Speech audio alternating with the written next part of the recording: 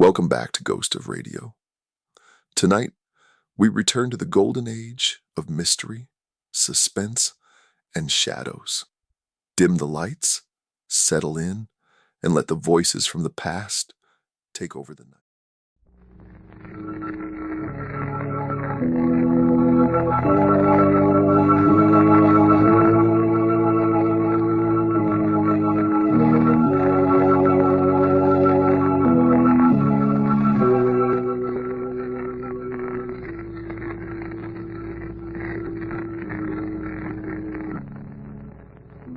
Shadow knows.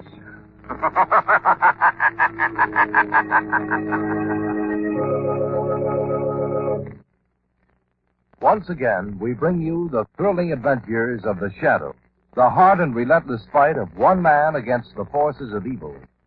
These dramatizations are designed to demonstrate forcibly to old and young alike that crime does not pay.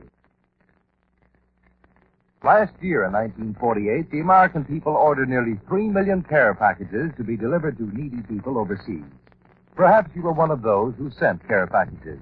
At any rate, we all know the tremendous need for food and clothing that still exists in war-torn countries. And that means right now, a child or a family overseas needs your help. Care provides the maximum amount of food for the cost in its 23-pound food package, and delivery is guaranteed. Total cost of care food or clothing textile package is $10. You may send your order to Non-Profit Care, 50 Broad Street, New York City, New York. And now, The Shadow.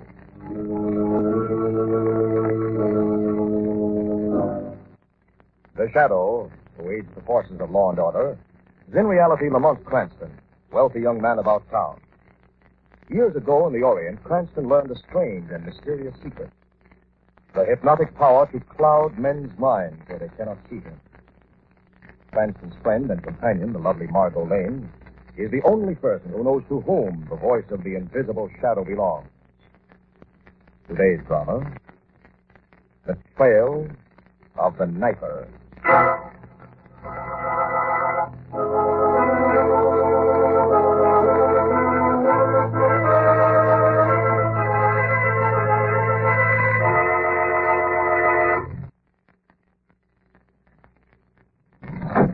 What was that? Who's there? Who is it?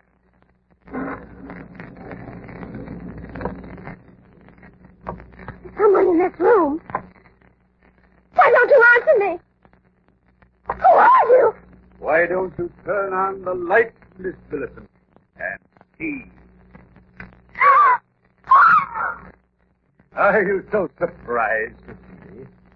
Didn't you know the knifer was keeping the blade sharp? Razor sharp?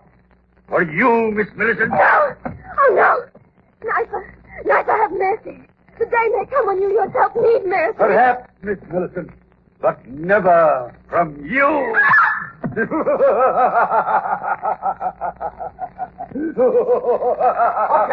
That'll do. Just a couple of suggestions, and the cast can break for the day. Go a little easy on the laugh, Mr. Trevelyan. As you say, Kirk. And you can make more of that last scream, Miss Lexington. Thank you, Mr. Kirk. You were a little late with that thunder cue, you know, Clardy. Yeah, I guess I must have been wool gathering. Okay. You and Miss Lexington are dismissed now, Mr. Trevelyan. Thank you. The crew stands by for a light rehearsal. And remember, tomorrow night we open.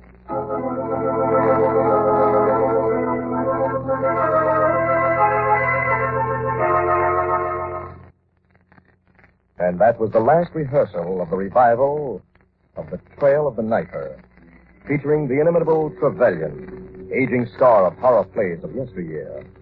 In spite of a series of mysterious mishaps during rehearsals, producer Edmund Gerard was hoping desperately for a Broadway hit. Until on opening night, Richard Kirk, his brilliant young director, walked into his office.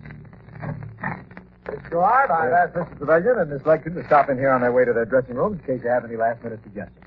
Oh, well, thanks, Kirk. Well, what'd you think of the dress rehearsal yesterday? It was all right. All right. I thought it was great. I'm sorry, Kirk. It was great. As a director, you've done a magnificent job in the face of all the bad luck we've hit with this production. Well, it'll be okay now. Kirk, I don't think so. Okay, even if you don't. Opening night is no time to be depressed. Boy, I know this will startle you, but I'm seriously thinking of calling off the whole production. What? I've got a feeling.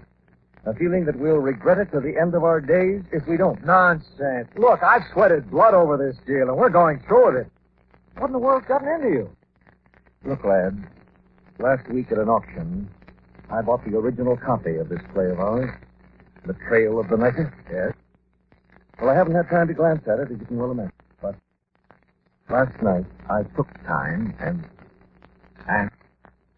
well, I found this handwritten note attached to the title page. Well, who wrote it? The author himself, obviously. Warning.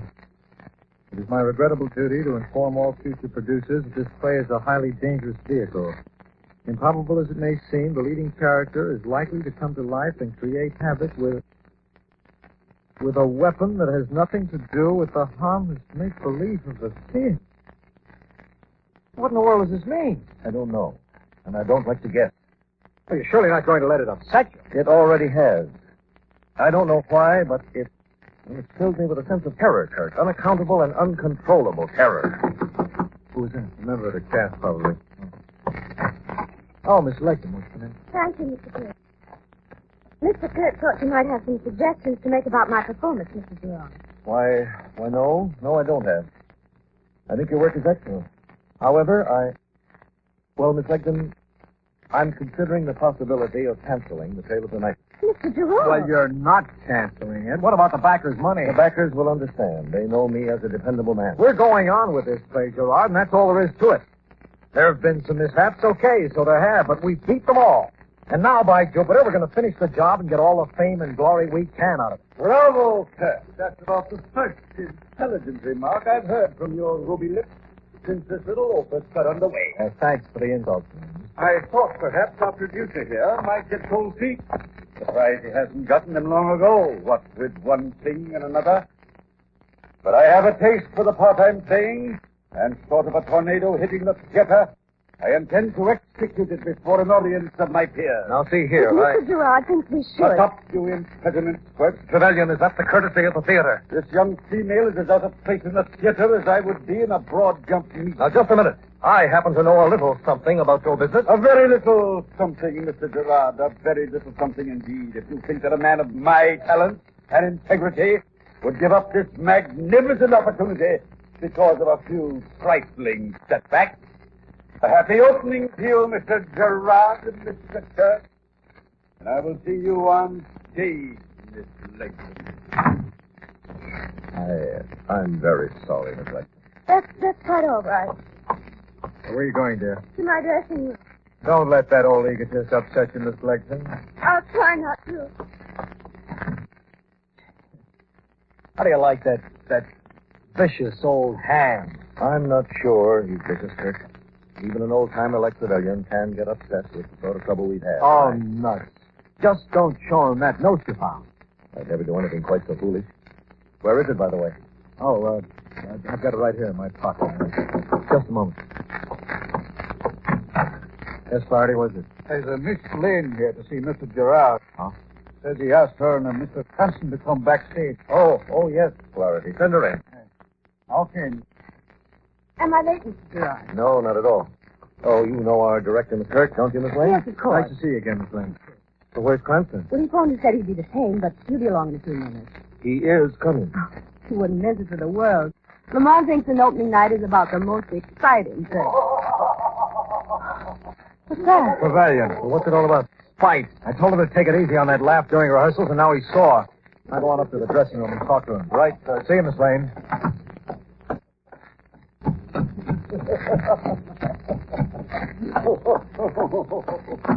Trevelyan! Trevelyan! Hey, come in. Now, look, Trevelyan, I told you yesterday to go easy on your throat. Now, I'm telling you again, and for the last time, cut it out. Just who do you think you are talking to? I happen to be the director of this show. Do you know what I think of you, Mr. Kirk? Let's change the act. This time I'll tell you what I think of you. You're an insufferable, broken-down old ham-bone who could be replaced by any cut-rate agent in town like that. You untalented young swine. You snapped your fingers in my face. Thanks for telling me, Trevelyan. I thought it was the ruins of Pompeii. Why, Save your steam, Svengali. From now on, you follow orders or I'll bounce you out on your varicose ear. And we'll hold him for a beat, the turkey-necked windbag. All I need is one more run-in with him and then... Well, what do you want? Excuse me. Excuse me. Well, look, get out of my way, will you? You're not actually trying to scare me with that phony prop, are you? That trick knife wouldn't cut hot butter. It wouldn't cut hot butter. Gerard. Gerard. Gerard.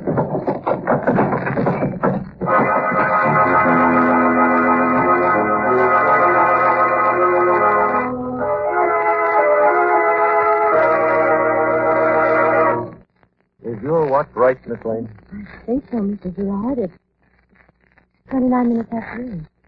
Why, there should have been a standby signal on the curtain 10 minutes ago. Who's supposed to give it? Kurt, our director. The gentleman who went up to the Trevelyan's dressing room. He's been gone a long time. You don't suppose it's just his man. Could it? I think I'd better... Chris! Easy, Margaret. Close the door, Gerard. Why, it's Kurt. The electrician found him at the bottom of the stairs to the dressing room chair. He's hurt. He's dead, Gerard. No. It's been knifed. Knife? Yes, with a broad, flat, double-edged blade.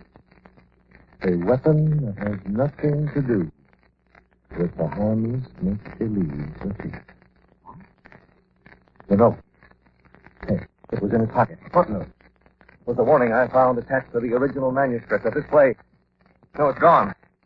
Where is it? Well, they'll probably put it for a souvenir. Then it started. It's really happening. What is? I'll explain to you later. But we've got to be careful. The theater's beginning to fill up. This could cause a panic. Yes, I know. I've already warned the electrician not to tell the soul. When did you last see this man alive? Only a few minutes ago. Right here in the office. He left Dr. Trevelyan's station. For what? Trevelyan was rehearsing a laugh, ruining his throat, and Kurt was very angry. See, where's Trevelyan's dressing room? One flight up. Third door from the head of the stairs. Thanks. Come along, Marco. Feel safer having you with me. Gerard, Yes. I think it'd be just as well if you sent for the police. Right now.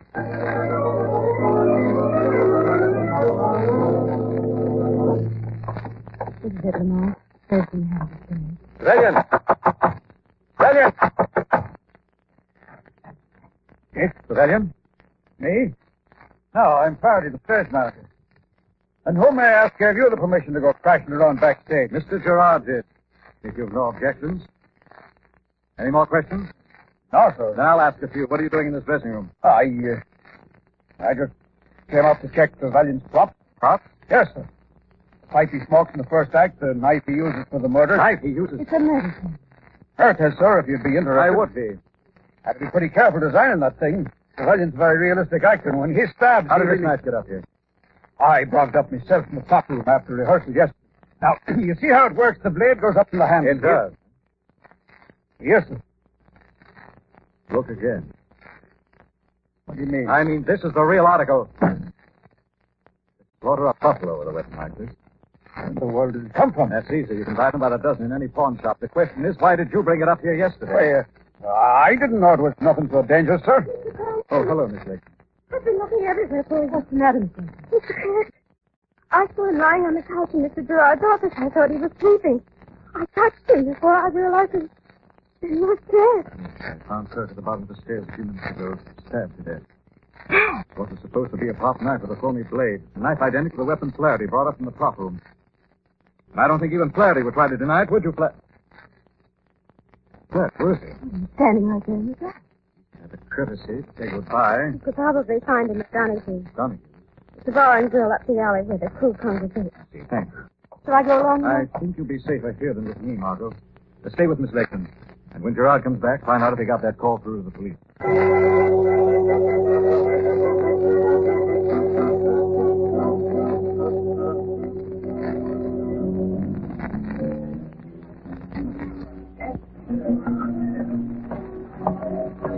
Going to get the idea I'm following you around, Flaherty.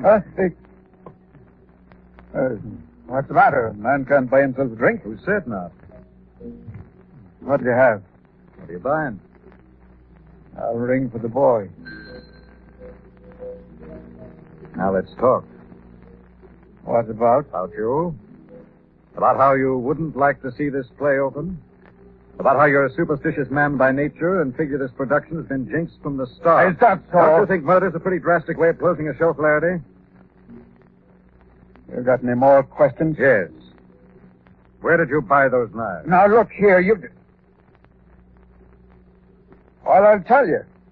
There's a young guy named Harmon with no hair and only one eye.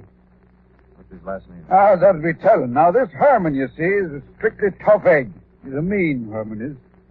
For a fin, he'd break a bottle over the back of your head as fast as he'd look at you. Yes, where's he now? Oh, Harmon? Yes.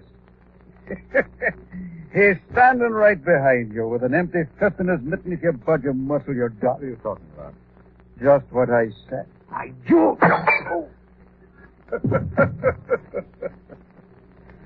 Just exactly what I said, mister.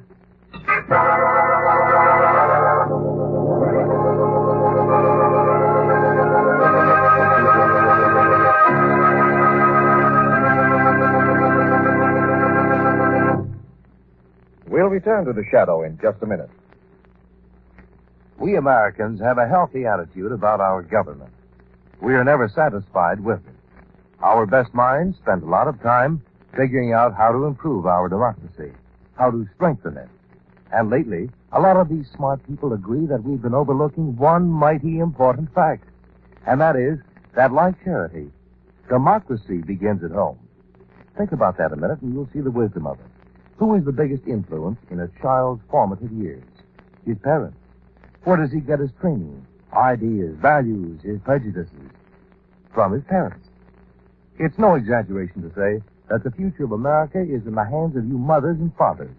It's up to you parents to set an example, to teach good citizenship, to make democracy live right in the family. And here are just a few ways to do it. Think of your children as individuals and treat them that way. Respect their opinion. Give them responsibilities and duties within the family. Develop a team spirit. Let the children help make minor family decisions. That's the surest way to teach the democratic conception of the dignity of the individual. Freedom is everybody's job. Back now to the shadow.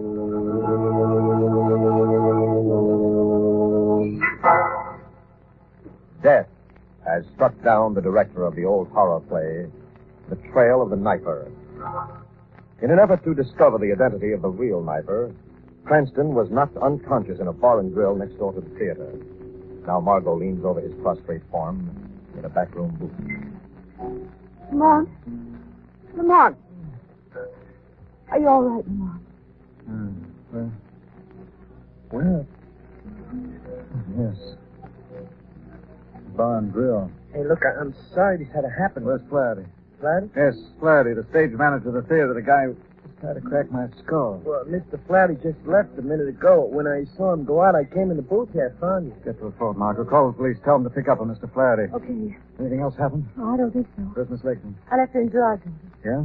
Let's get going. Yes, with the phone. Call from the theater. I don't want to leave her alone any longer than we can avoid.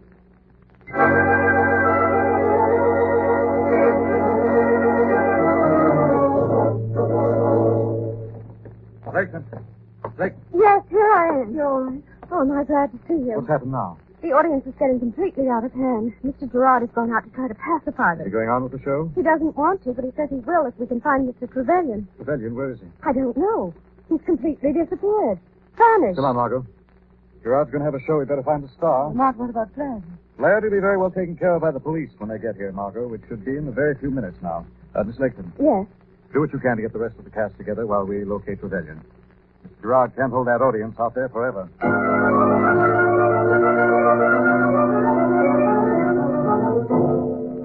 Grip, you see Mr. Trevelyan? Trevelyan, no, sir. Where could he be? Did you look in the old green room? Could he be in there? Well, he ducks in now and then for a smoke door there by the exit. Come on, Margot. It's worth a chance. Trevelyan? Trevelyan? There's nobody here. Excuse. We've covered the entire backstage. Oh, Lamont, look. What is it? Old playbills, dozens of them. And these must be 50 years old, Lamont. Look, here's one. Sir John Forbes Robertson in Hamlet. One even more intriguing. Presenting a new murder drama, The Trail of the Knifer. Being the authentic account of the career... Wait a minute, what do you know? What is it? Close the door. I want to get you to look at this.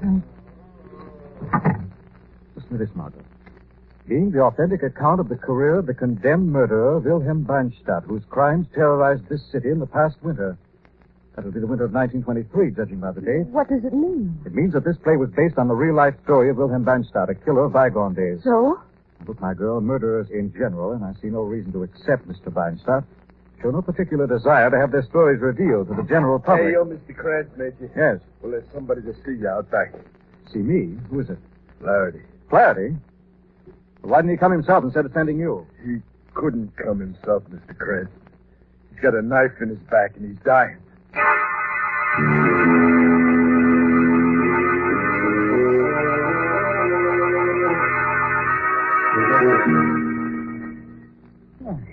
I gotta tell you this fast.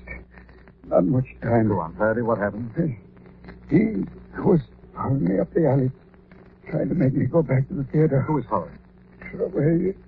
Mr. Trevelyan, where is he? There's no time. Let me talk. All right, Margaret, go ahead, Mr. Flaherty. We fought. He was trying to drag me back to the theater. I hit him, and just then... Yes? He let me have it with the knife. Knife?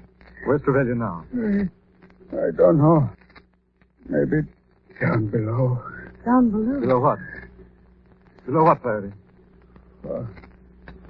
In 1939, we did Faust and...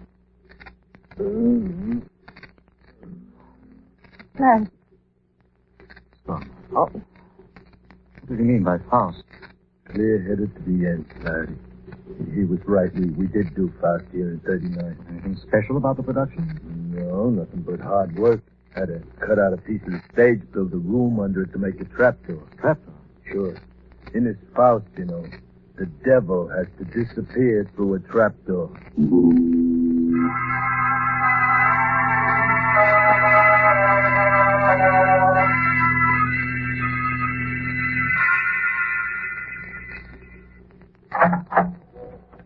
Who's that? Who's there? It's me, Mr. Trevelyan. Miss Legson. What are you doing down here? We've been looking everywhere for you, Mr. Trevelyan. I had heard about the trap door under the stage, so I came down here just on the chance. I hope you're satisfied now that you've found me, Miss Legton. Oh, what's the matter? Did something happen to you? Nothing more than a little scuffle with that renegade, Flaherty. He struck me, the boar. Knocked me unconscious. But no matter. The play can go on very well without a stage manager. Listen. The audience. Come on, Miss Legton. We've got to go up there and give a performance, the best performance we can. Just a moment. Later. Wait. No time. The show must go on. You missed the point, Trevelyan. The show must not go on. Aye. Why, Miss Legton, what are you saying? This time I'm going to make sure of the cancellation of the Trail of the Knifer. What? You're a complete egotist, Trevelyan. You'd force this performance to go on over all obstacles. Force it for your own petty personal gain. But what you don't realize is that a play can't go on with a dead star. What are you talking about? This. A knife? Exactly. And this one is no prop. Surely you can't. That is, you can't. But I can and I will. Do you think I'd let one more murder stand in my way now, you spindle-shanked, superannuated warhorse? Miss Legton. You love good theater, Trevelyan. Then revel in this. This is the high moment. The climax of the night thrust in the dark when the earth flares in final flame and the devil sits grinning on his throne. No, please, no. Play a death scene, you ham. This is your final curtain. Who's that? Someone's talking. Are you sure it's not your final curtain, Miss Legton? Who are you? The shadow. Visible to you but near at hand in the name of justice. What do you want here? Retribution. Retribution for the ruthless steps you took to stop the production of this play. Not the small things, setting fire to the dressing rooms, wrecking the electrical system, but the steps you took when those things didn't work and the opening night came. You got desperate. I don't know what you're talking about. You knew Kirk was determined to proceed in spite of you, so you killed him. Trevelyan here was to be next, because he too was bent on producing the show at all costs. But Flaherty got in the way, didn't he, Miss Laketon? That's not During true. that struggle in the dark alley, you missed. The knife that was meant for Trevelyan landed in Flaherty's back. Then you managed to drag the unconscious Star down here where you were going to correct that little mistake. Why should I murder anyone? For a strange reason, but a sound one nevertheless. You didn't want the life of one Wilhelm Beinstadt brought before the public again. You wanted your father's story buried in the past. What do you know about my father? I know that the pseudonym of Laketown is nothing more than the English translation of the German name Beinstadt. Your father's crimes have been preying on your mind for years, and a theatrical performance of them was more than you could bear. And say it's true. What right do they have to rake all this up from the grave? To make me live it all over again in all its ugly, miserable horror? What right did you have to take their lives? The same right my father had. And I'll keep on taking lives until his name is buried once and for all. Now listen to me. Once and for all, I said. Come back here. The theater's surrounded. Come back. You haven't got a chance. Right there. Okay, man, that's it. I warned you, Miss Laketon. You didn't have a chance.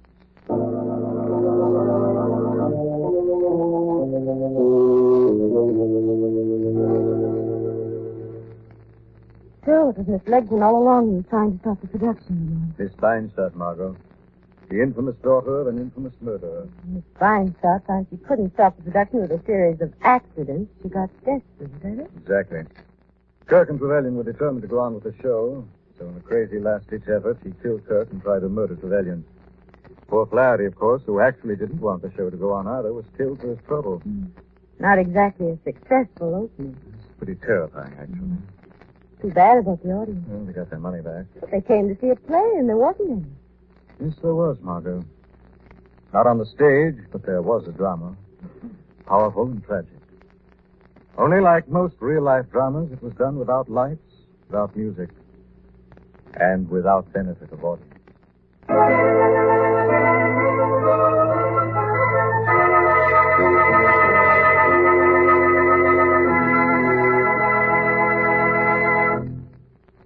Everyone knows the sound of a human heartbeat. It may be yours, mine, anyone. Well, one of the ways you can keep that heart beating is to help fight heart disease. And we must fight heart disease because compared to other leading causes of death, heart disease is America's leading cause of death. Our scientists and doctors must find effective ways to combat it. They need your help. Yes, your dimes and dollars can furnish the necessary research, the education and community effort in this all-out fight against heart diseases. So, when you're asked to give to the American Heart Association, give and give generously. Open your heart. Fight heart disease. Now, once again, back to the shadow.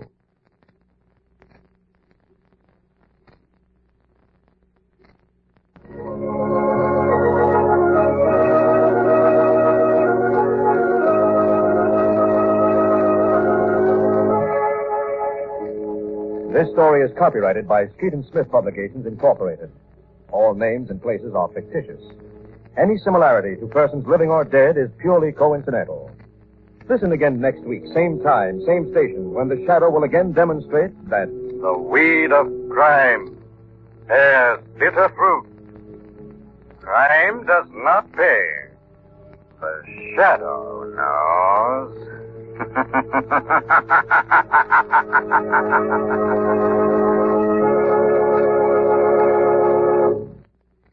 Next week, same time, same station, we bring you another strange and thrilling adventure of the Shadow's daring battle against the forces of evil. The part of Lamont Cranston was played by Brett Morrison, Margot by Grace Matthews. This program came to you from New York. Stay tuned now for Quick as a Flash.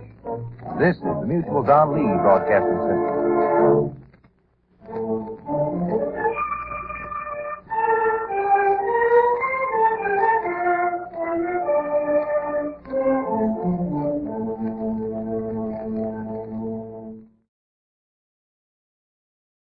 The Signal Oil Program, The Whistler.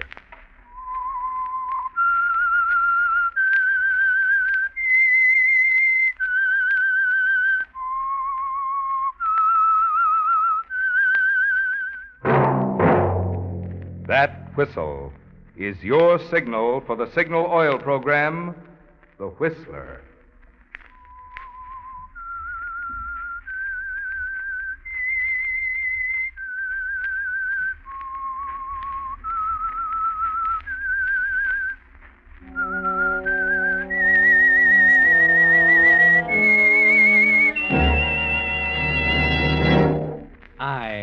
am the Whistler, and I know many things, for I walk by night.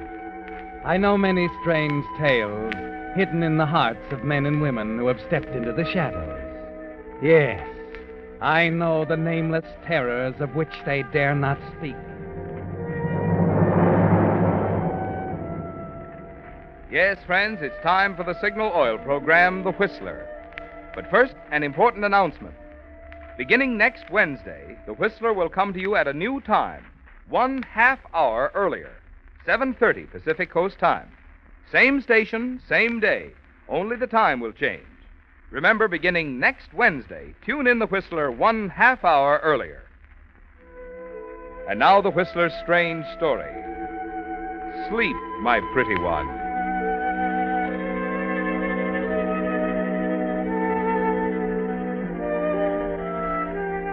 A few months before, Jean would have dismissed the whole idea of having her fortune told as ridiculous.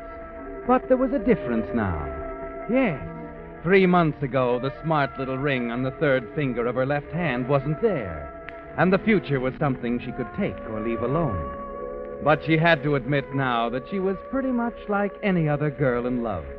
That sane, scientific thing somehow seemed a little unimportant. That with marriage just around the corner, things like tea-room fortune-tellers suddenly seemed important and exciting. So she gave in without argument when her friend Betty suggested they leave their table and visit Madame Zorga in her alcove behind the fringed red curtains in the corner. And as the old woman gazed into her crystal and rambled on, Jean found somehow she was taking it all seriously. A little too seriously. On the crystal with me. Max would be terribly shocked if he knew I was doing this. Please, Signorina. Oh, I'm sorry. It's a-coming. They part now. The clouds part. I see a number. The number 13, and now the number 11. It is a date. The 13th day of the 11th month. November 13th. I gaze deeper. Again the crystal clears, and I see the letter J. And now, the letter V. Your initials, Jean. What? How can she? I told you. Go on, Madame Zorga. I cannot go on. Oh, but there must be more. I ever told you. The image fades. The clouds close in. The reading, she's finished. Is something wrong? Of course there is. It serves me right for falling for this hocus-pocus. It's a no hocus-pocus, Signorina. If you must know, I will tell you. There is no future for J.V. after the 13th day of November. Why, that's this week. Oh, never mind, Betty. Here you are, madam. I better get back to the laboratory. It's late. And don't mention this to Max, will you, dear? If he ever caught me going to fortune tellers, he'd get himself a new lab assistant and a new fiancée.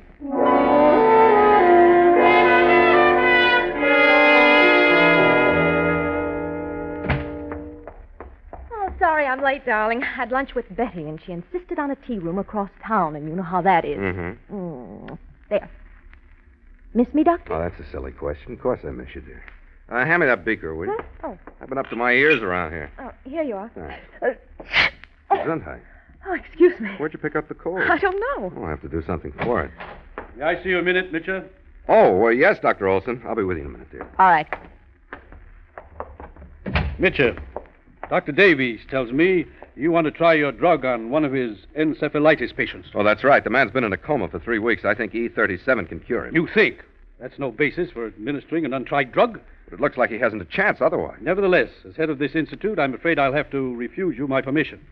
The fact that you injected a bunch of rats with the virus of sleeping But sickness... you don't understand, Doctor. Those rats had sleeping sickness, with all the symptoms. Double vision, sleepiness, fever. E37 cured every last one. That doesn't mean it's safe for a human being.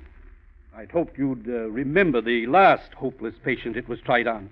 How long did he last, Mitchell? Was it 10 seconds or 20? I told you I found what was wrong. I've eliminated the toxic factor. You've eliminated the toxic factor. Well, I'm glad to hear that. It's a highly constructive development, but it still is an experiment.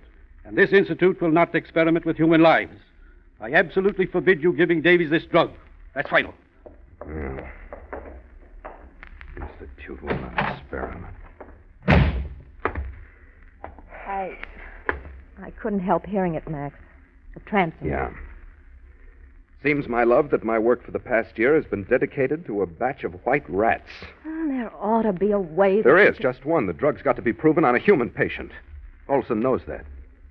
For thousands of years, encephalitis has been killing human beings like dogs, and Olson says we can't afford to take a chance. Well, he's thinking of the institute. I'm thinking of humanity. There's always a risk. That's how we learn. That's how we progress. That's science. Jean. Yes? Jean, will you help me? Well, of course, darling. I'm going to test my formula. I can make the test, and Olson need never know about it. What kind of a test? On a human subject. What? But how can you... Darling, listen to me. You love me. Well, yes, Max. You trust me. Trust you? You've got to have faith in me, darling. It means everything now. Of course I have faith in you, Max. I have an aunt in Dorset, Vermont. We can drive up there tonight. But I don't understand, Max. How can you make a test on a human subject? Who can... Leave that to me, darling. I'm going to inject the subject with the virus, then follow it at the peak of the attack with E-37. It's the only way I can show Olson. But you haven't told me who you... You said you trusted me, Jean. Did you mean it? Yes, Max. Good. Come on now. Let's start packing the equipment.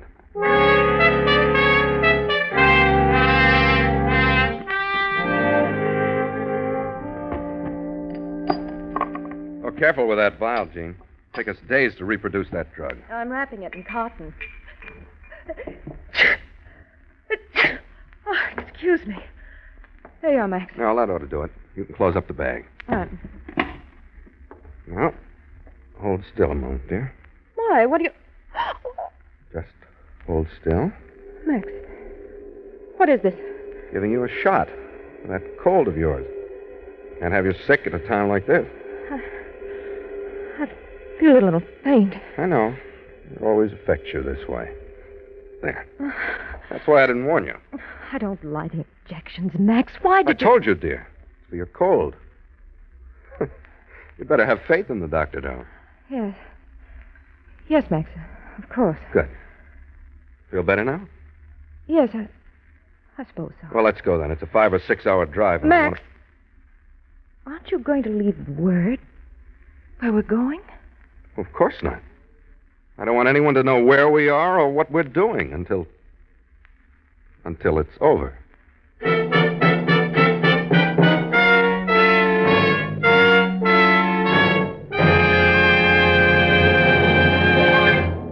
With the prologue of Sleep, My Pretty One, the Signal Oil Company brings you another strange story by The Whistler. But now a word to you folks who did some traveling throughout the Pacific Coast states this summer. In addition to beautiful scenery, you probably noticed two other things. One, that wherever you drove, you found friendly, dealer-owned Signal service stations. And two, that from Canada to Mexico, Signal gasoline is known as the Go Farther gasoline. Now, naturally, we're mighty proud of Signal's good mileage, but even more so, we're proud of the thing which makes that mileage possible. I'm talking about the extra efficiency Signal gasoline gets from your motor. For after all, extra motor efficiency also means more thrilling pickup, more silent, responsive power. The things that make driving so much more fun. Yes, it's a fact. Extra driving pleasure is the result of the same features a gasoline must have to give you mileage, the very thing Signal gasoline is famous for. That's why we say, to be sure of the tops in gasoline quality, there are just two things to remember. One, it takes extra quality to go farther. And two, Signal is the famous Go Farther gasoline. And now back to the Whistler.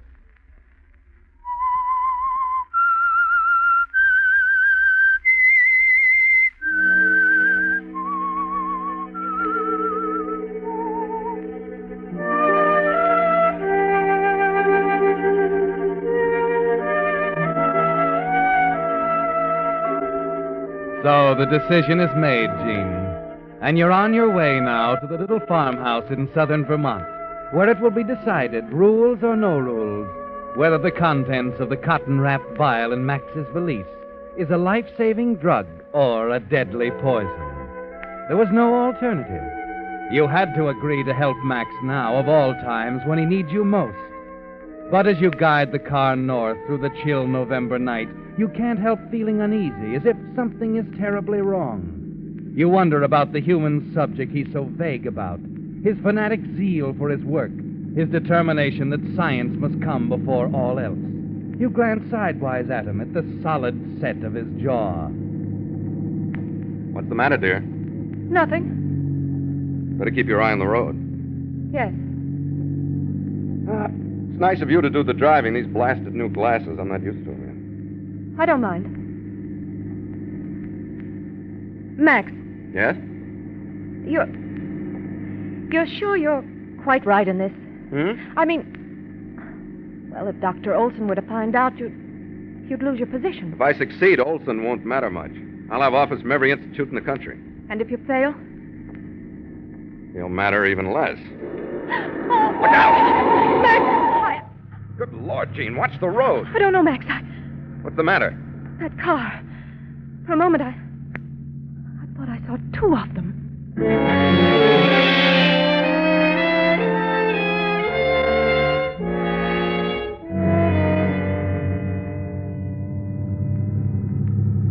Careful now, the road's pretty narrow. I can see, thank you. Well, there's the house up ahead. Well, I'm glad the snow held off. We're in for a blizzard. There we are. There's the old pump house, and the crabapple tree. And watch it, there's an old stump on the right. If you don't mind, Max, I've just driven 200 miles of ice-covered road safely. I think I can handle a country lane without advice. I'm sorry. Oh, I'm sorry, Max.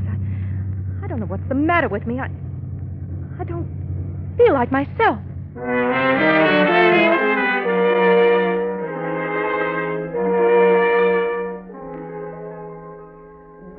Well, this must be Jean. How do you do? Come in.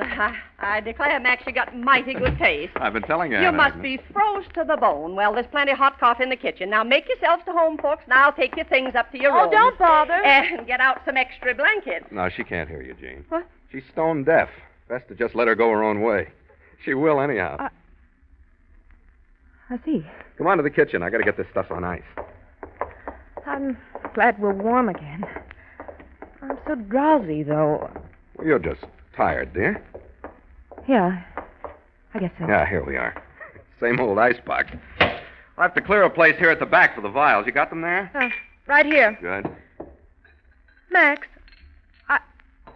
I don't like to keep asking this, but What is it? where do you expect to find anyone with sleeping sickness around here? I don't. What? Well, it's very simple. Since there are no cases of encephalitis at my disposal, there's only one answer. To create one. Max. To inject a subject with the virus, then, after a good case is developed, E37. But we're completely isolated here. Where can you I find... found the subject, Jean. No. Now, please let it go at that, will you? Max! Look what you've done. It slipped. I'm sorry. Why did it have to be this one? E37, Jean, the cure. Every bit of it was in that vial. Max, listen to me. Maybe it's better this way.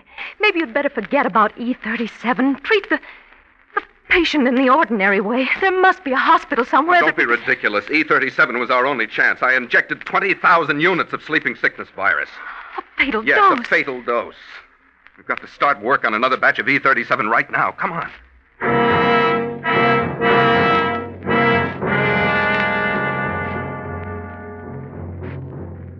You follow Max down the dim old hallway in a daze, like a figure in a nightmare.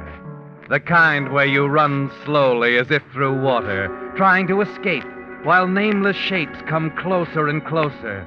And though you still refuse to believe, to recognize it, one of the shapes is fear. Here we are.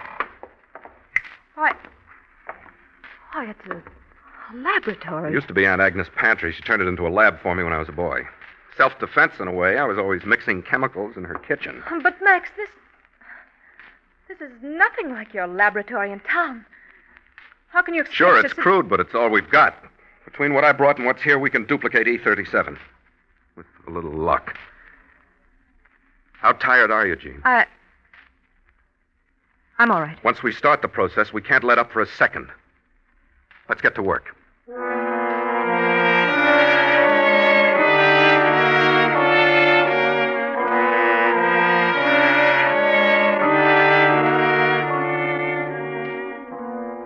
so it begins, Gene.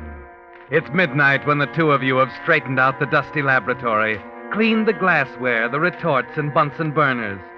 3 in the morning when the first solution is ready to run. Keep an eye on the filtrate here. I'm going to make another setup. Yes, Max. The autoclave's working. Good. How do you feel? Just tired. Of course you're tired. So am I. We'll make it, though, Gene. Don't worry. We'll make it.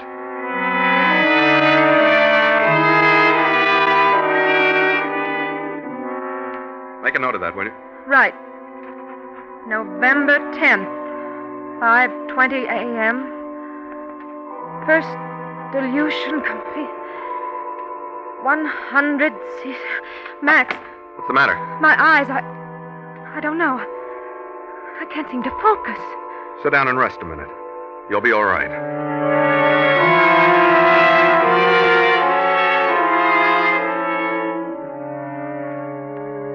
November 11th, 10:15 a.m. Fourth distillate just coming No, off. it's November 12th, dear. What? You've lost a day somewhere. Of course.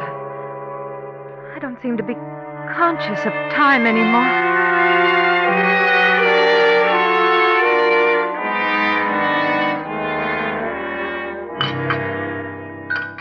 Yeah. If I ever get through this, I'm going to build a monument to black coffee. Hasn't any effect on me anymore. What time's it now? 4 p.m. It's 26 hours since we ran that solution. Ought to be right by now. You got the beaker ready? Yes. Here, Max. Sterilized. All right. Now, put it on the burner, will you? All right. That's it. Now we wait some more. Oh, time. What a maddening dimension. You hurry, you're in a frenzy of haste. But everything has to go at its own rate.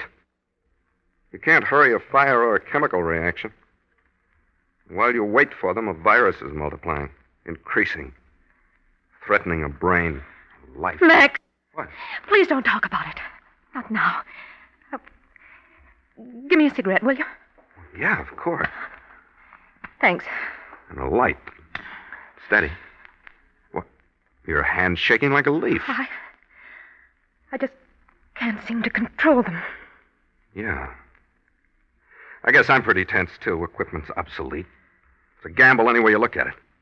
But we've got a good chance. You've never been afraid of taking chances? Have you, Max? Why do you say that? Even if it meant gambling with our happiness, your work would come first. Science comes before everything. Doesn't it, Max? That's not a fair question. I think it's appropriate right now. What do you mean? I love you, Max. I'll always love you, no matter what happens. I want you to know that. Jean, this is no time to... There's still time to drop this crazy business. There's still time to give the patient one of the standard treatments. What are you talking about? Oh, Max.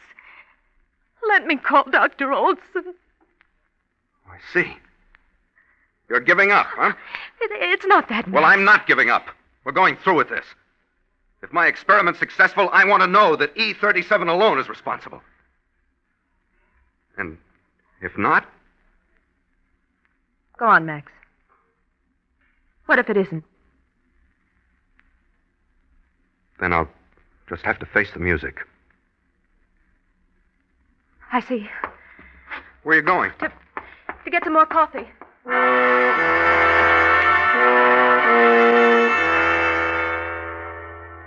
You're glad the telephone's at the other end of the house, that you'll have a chance to get the call through to Dr. Olson in Boston before Max has a chance to stop you.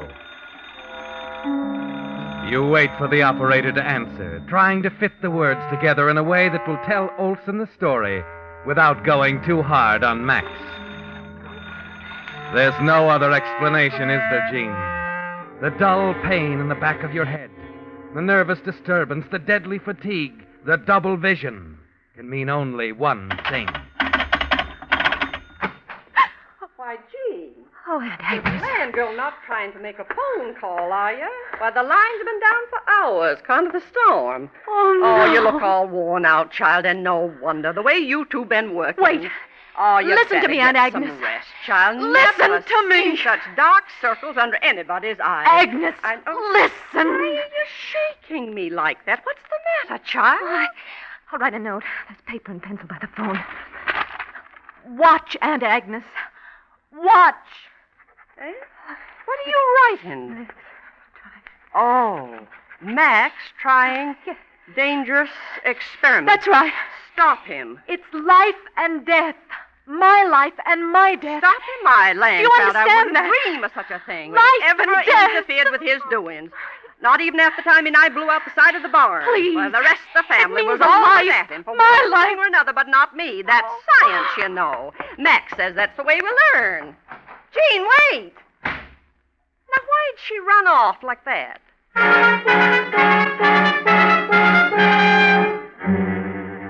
You run blindly out of the house, down the snow-covered path to the shed where you left the car. There's only one way now, Jean. You've got to get away, to leave him once and for all.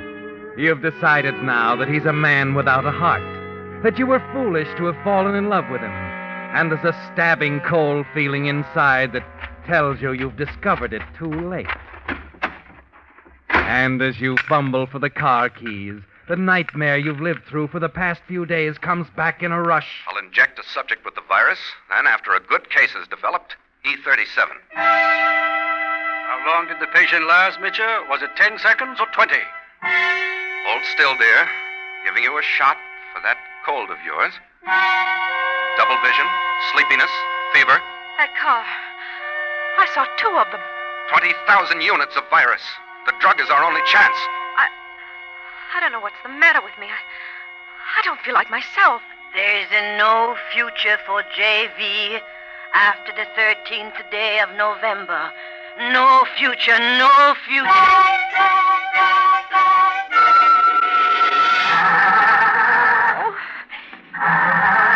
Why don't you start?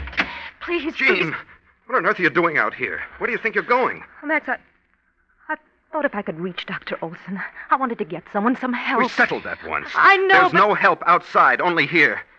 Now, where's the oxalate? On the top shelf of the cupboard. I looked there. You'd better come and show me. All right, Max. I'll come.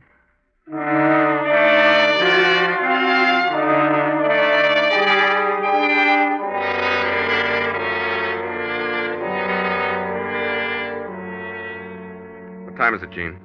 About 9. Is the hypodermic in the sterilizer? No. Well, put it in. We're almost ready. Now, where are the notes? Note? Oh, here. Let's see. Virus injected Monday, November 10th. Disease approaches critical state. It's pretty close. Better make the final entry, Jean. Or next to final while I finish here. All right. Ready now? Yes, Max. Preparing to administer anti-encephalitic drug E37 subject. Work commenced on drug at 1 a.m., November 10th. Completed at 9 p.m., November 12th. Your hand trembles as you write.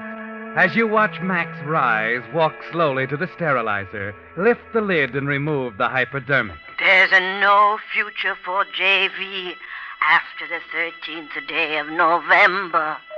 You fight it out of your mind. Struggle against the fear that gripped you as Max turns, hypodermic in hand. Everything begins to waver before your eyes. You drop the journal. I'll be over in a minute, Gene. See, I simply put the needle in the solution, release the plunger. And now... No, Max. Gene. Please.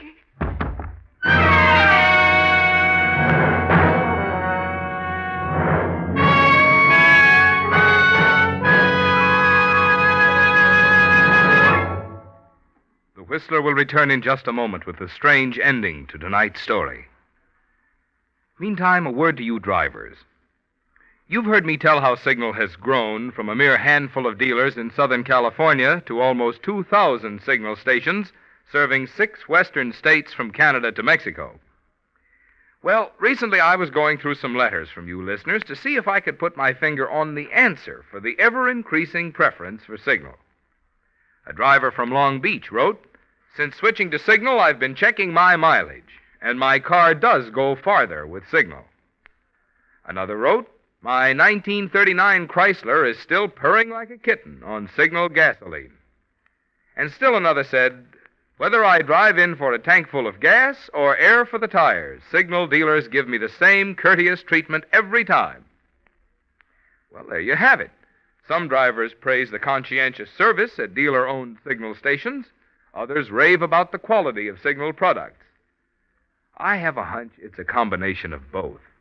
But for the best answer, why don't you try a tank full of Signal gasoline? My bet is that once you do, you too will want to join the ever-increasing number of drivers who are switching to Signal. And now back to the Whistler.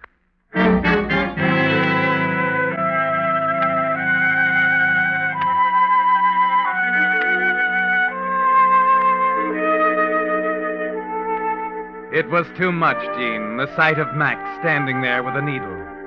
Gradually, you become aware of the room you're in. A pretty bright room with organdy curtains and the green leaves of an apple tree showing outside the window. The sun is pouring in now, and suddenly you realize it's afternoon sun. No, I think she's coming around. What? I say, I think she's... Oh. No, never mind, Aunt Agnes. Well, it's about time. Max. You've slept the clock round, young lady. It's after 3. Max, it's all over. I'm all right. Yes, it's over, darling. You're all right. And we've won. Oh, there's the doorbell, Aunt Agnes. What? The doorbell. Doorbell. Oh, doorbell. I expect it's the judge. I'll sit him down in the parlor. Good. I told the judge to drop by on his way home from town, dear. Thought we might make an appointment. That is, if you don't mind changing your name on an unlucky day like the 13th. Change my name. My initials on the...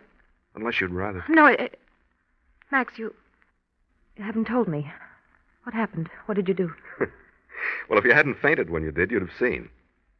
Within 5 minutes after I took that injection, I was feeling better. You? And 4 hours later, there wasn't a trace of sleeping sickness in my blood. Oh, Max. Max, darling. Yeah, that's science, darling. You risk a little to gain a lot.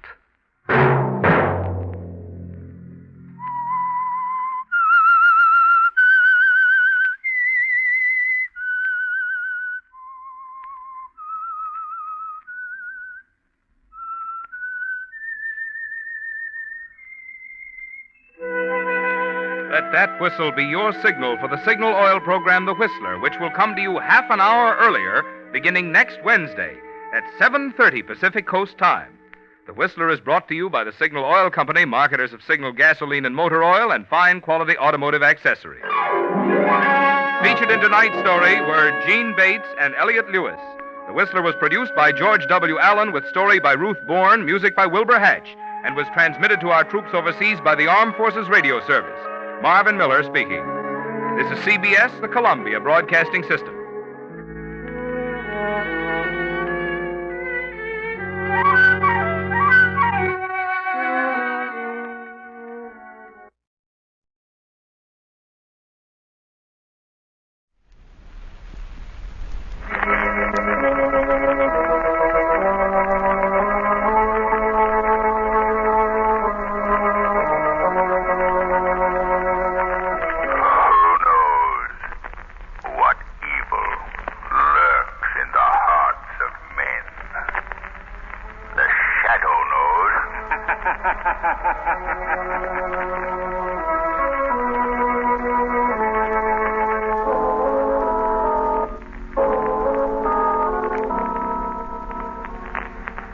Shadow, mysterious character who furthers the forces of law and order, is in reality Lamont Cranston, wealthy young man about town. The Shadow uses his hypnotic power to cloud men's minds so that they cannot see him. Cranston's friend and companion, the lovely Margot Lane, is the only person who knows to whom the unseen voice of the Shadow belongs. Today's story, Prelude to Terror.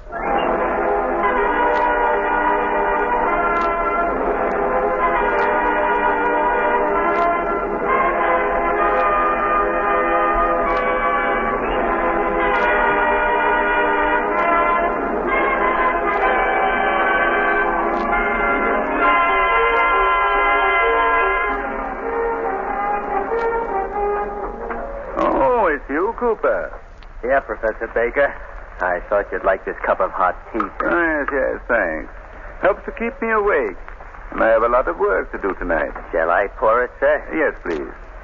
Oh, isn't this your night off, Cooper? Yes, sir. I passed the house on my way home and saw your lights on. I know how you enjoy a late cup of tea. Very considerate of you, Cooper. Very. But it's late, and you must get your rest. Oh, the doorbell. I wonder who that could be at this hour of night. Shall I answer it, sir? Yes, Cooper, yes. I'll take care of the tea.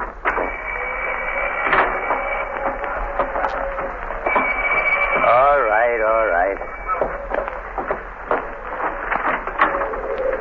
Amy, what are you doing here? Cut the gab. Close the door. I know. Braden sent you. Where's old man Baker? Upstairs in his study. Okay. Hey, wait. I won't let you do this. I won't let you hide him. You keep your mouth shut unless you want to go back and finish out that prison term you ran out on. Hey, leave Professor Baker alone, please. I'm not going to be in on this. I'm getting out. Well, who was the late call? Oh, I thought it was Cooper. What do you...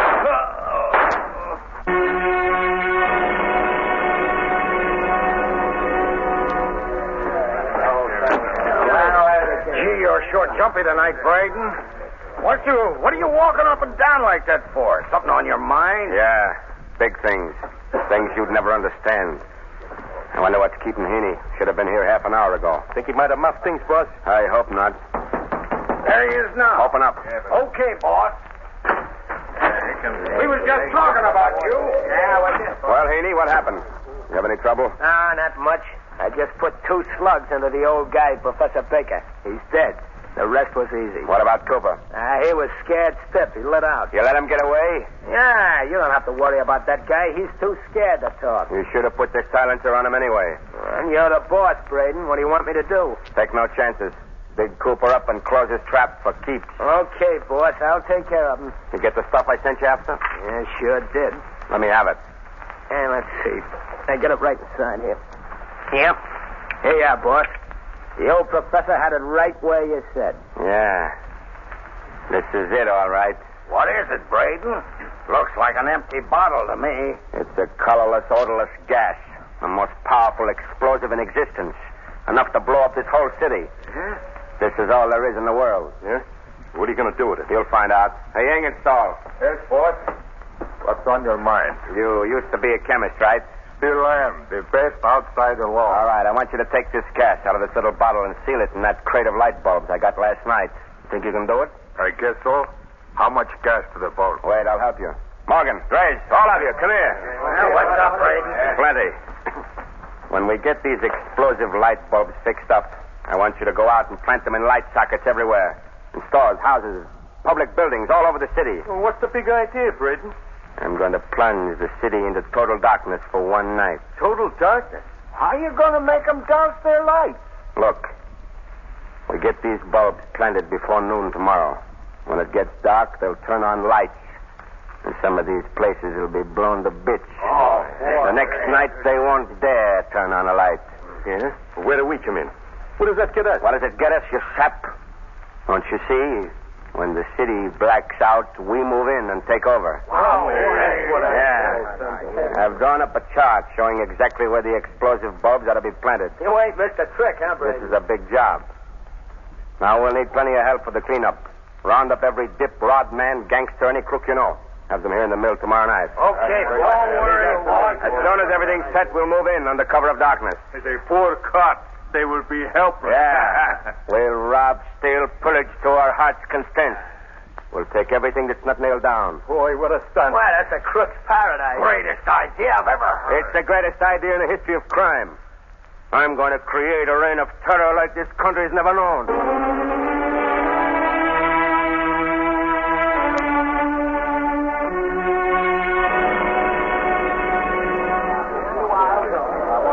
Something for a youngster, you say, madam?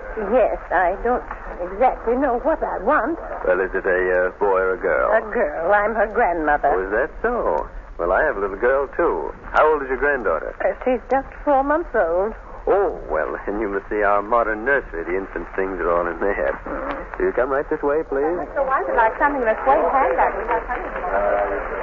You step right in. Thank you. Oh, it's rather dark, isn't it? Well, I'll put on more light. That switch is... Ah, here we are.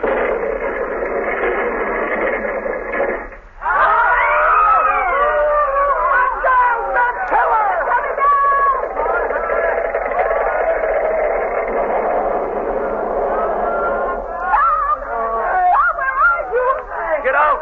The walls are crumbling!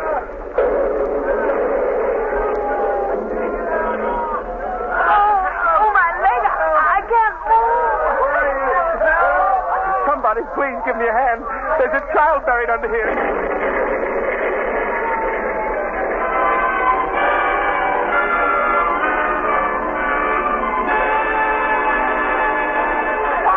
The whole front's blown out. Oh, this is terrible, awful. Get back there. Keep away now. All right, lend a hand here, Ben. We can't handle the wounded. Come on. Look, there's a girl in that window up there. She's going to jump. Don't jump. Wait.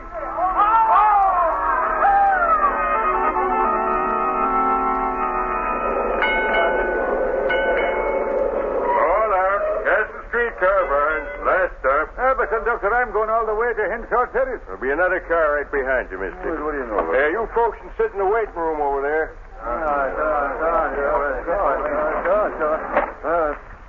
Pretty dark in this waiting room. How about some light? There's a switch right behind you. Oh, yes. I'll turn it on.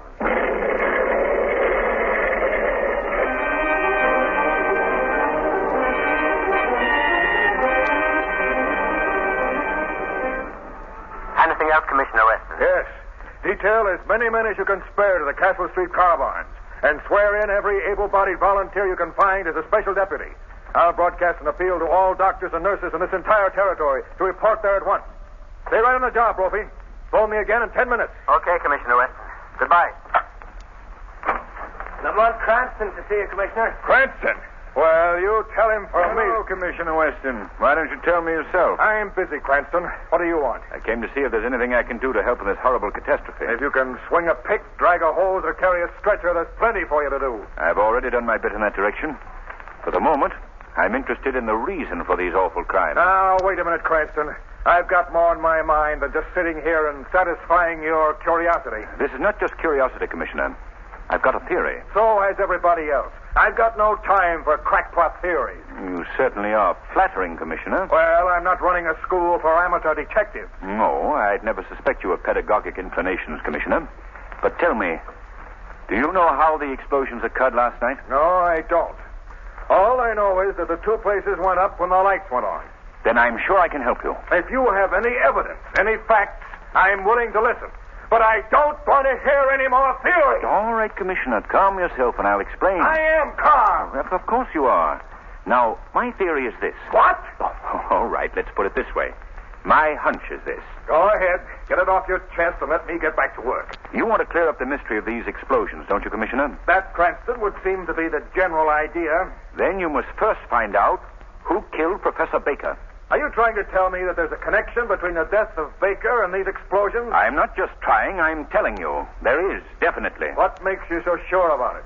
I happen to know that Professor Baker was experimenting with an explosive, such as might have been used in these two blasts. Where does your theory go from there? Professor Baker was killed for possession of that explosive.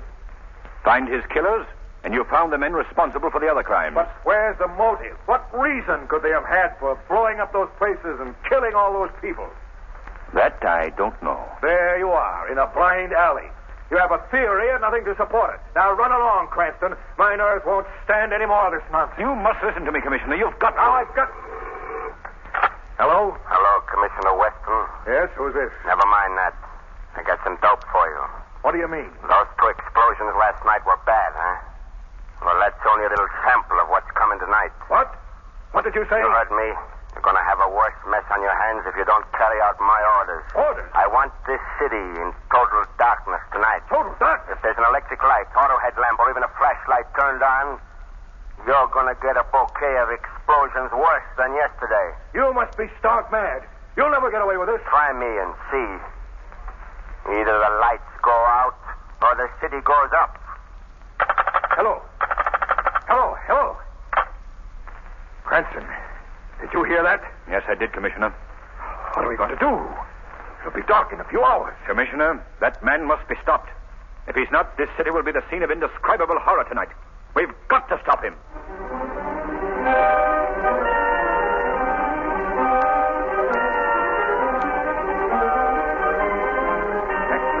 Rows of light bulbs threaten more blasts. Mystery voice warns Commissioner West.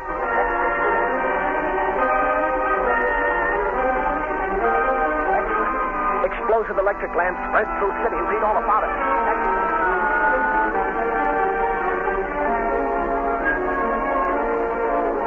Terrible. We won't have any light. How are we going to see in the dark? Place tonight. Me neither. I want my traveling clothes. But what are we going to do?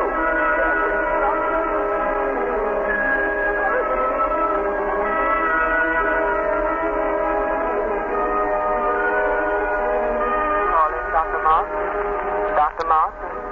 Emergency. Dr. Moss, do something. Please save my little bambina. Well, I'll do all I can, Mrs. Vanetti. Your child is very sick. Oh, my bambina, my baby. What are we going to do, Doctor? That child won't last an hour if we don't operate at once. We can't do that. You'll dare turn on the light. Well, we've got to do something. Couldn't we operate by candlelight? Oh, that's impossible. The operation's too delicate. Oh, please, Dottore, help my baby. Nurse. Yes, Doctor. I'm going to operate. But the light, Doctor. I can't stand here and see this child die. We've got to take the chance. Turn on the lights. But very well, Doctor. I'll turn them on.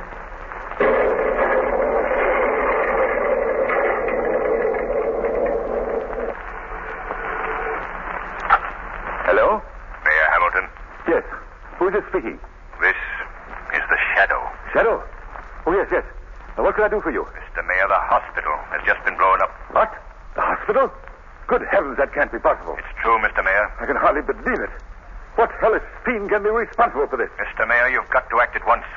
You must make any other explosions tonight impossible. Of course, but how can I do that? Order the city power plant to cut the main switch. The main switch? It's the only way. You can't depend on all the people keeping their lights out. But cutting the main power switch will tie up everything in the city. It's that, Mr. Mayor, or death, destruction, and panic. Very well. I'll order the power cut at once.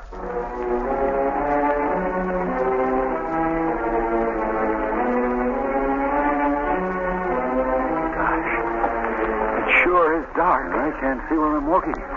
Wonder what street we're on now. Well, does it matter? I'm lost. We're all lost. I'm sorry, lady. I didn't see you. Hold that lantern higher, Bill. We don't want to walk off the viaduct. Okay, Fred. Boy, am I glad I found this old wagon, Lancers. That's a swell idea. Yeah, it's a swell target. It shot right out of my hand. When that gang said the city'd have to black out, they meant black out. Joe, we can't keep flying around here all night. Our gas is running out. You've got to set her down someplace. I can't understand it. I couldn't possibly have missed the city. We've cruised around for 20 minutes now, and I haven't seen a single light. We just have to keep going while the gas holds out. Then what? Then we start praying, brother.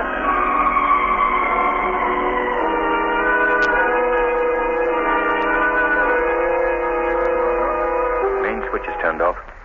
No lights, no power, nothing but bewilderment, uncertainty. Oh, this is awful, Lamont.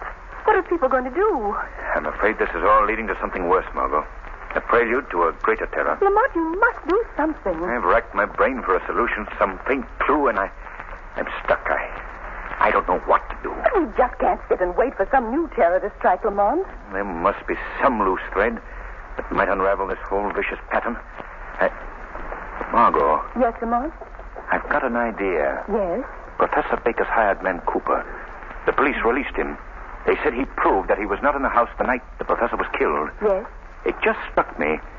The killer's fingerprints were on the handle of the door to the old man's study. But there were none on the knob of the street door. Don't you see it, Margot? Somebody opened the door for the killer. Cooper. Perhaps. But Lamont... Come on, Margot. We've got to find Cooper. The Shadow has got to talk to that man. He may be the thread I've hoped for. that's the last candle I have in the house, Mr. Cooper. They're very scarce now. But at least you'll be able to finish your packing. Thanks, Mrs. Kelly. Oh, my, no. I'm not sorry to see you go. But I don't blame anybody for getting out of this cursed city, that I don't. Yeah, sure. Now, if you don't mind, I got a lot of packing to do. Good night, Mrs. Kelly. Well, if that's the way you feel, goodbye and good riddance to you, Mr. Cooper. What's your hurry, Cooper? Who's that? What are you running away from? Me? What? Where are you? I can't see you. I'm the Shadow, Cooper. The Shadow? You know of me, don't you? Now listen, Cooper. I've got to talk fast, and so do you. I got nothing to talk about. Cooper, you share responsibility for the death and destruction in this city. No, that's a lie. I had nothing to do with it. You know the man who killed Professor Baker. You've got to tell me who he is. I can't. You must. You alone can release the city from the grip of terror that man has placed it in. I don't know anything about it, I tell you. You're lying, Cooper. I know. You opened the door for the killer. I wouldn't hurt the old man. You were with him just before he died. But I had nothing to do with his death. Honest, I didn't. If you want to save yourself and clear your conscience, you've got to talk. But All right. I want to get it off my mind. I'll talk. Haney, what do you want? Just delivering a little message from the boss, Cooper. Here it is. Cooper. Speak to me, Cooper. Oh, your throat. Try to talk, Cooper. The fate of the city rests with you. I can't understand you. For heaven's sake, man, you've got to tell me. Look, Cooper, I'll put my ear close to your lips. Try to whisper. Try. Yes, I understood that. His name, Cooper. His name, please. Yes, sir. What? Yes, sir. Try again. Where? Quick, Cooper, quick. What happened? I thought I heard a shot out here. Look, it's Mr. Cooper. Oh, He's no. shot. Somebody get a doctor, quick. Oh, no. It's no use for a doctor now. Cooper's dead.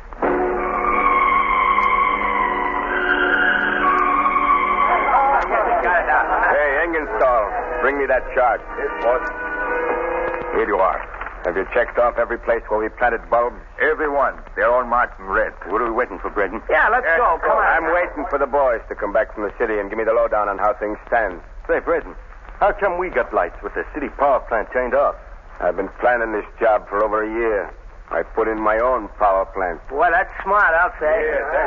Yeah, but how did you manage the explosion? See this bulb? Well, it was one of these that blew up the Gullens department store. Oh, hey. All right. Don't worry. They're all safe. This won't go off unless it's put in a light socket and the switch is thrown. Just the same, I feel better if you didn't wave it around like that.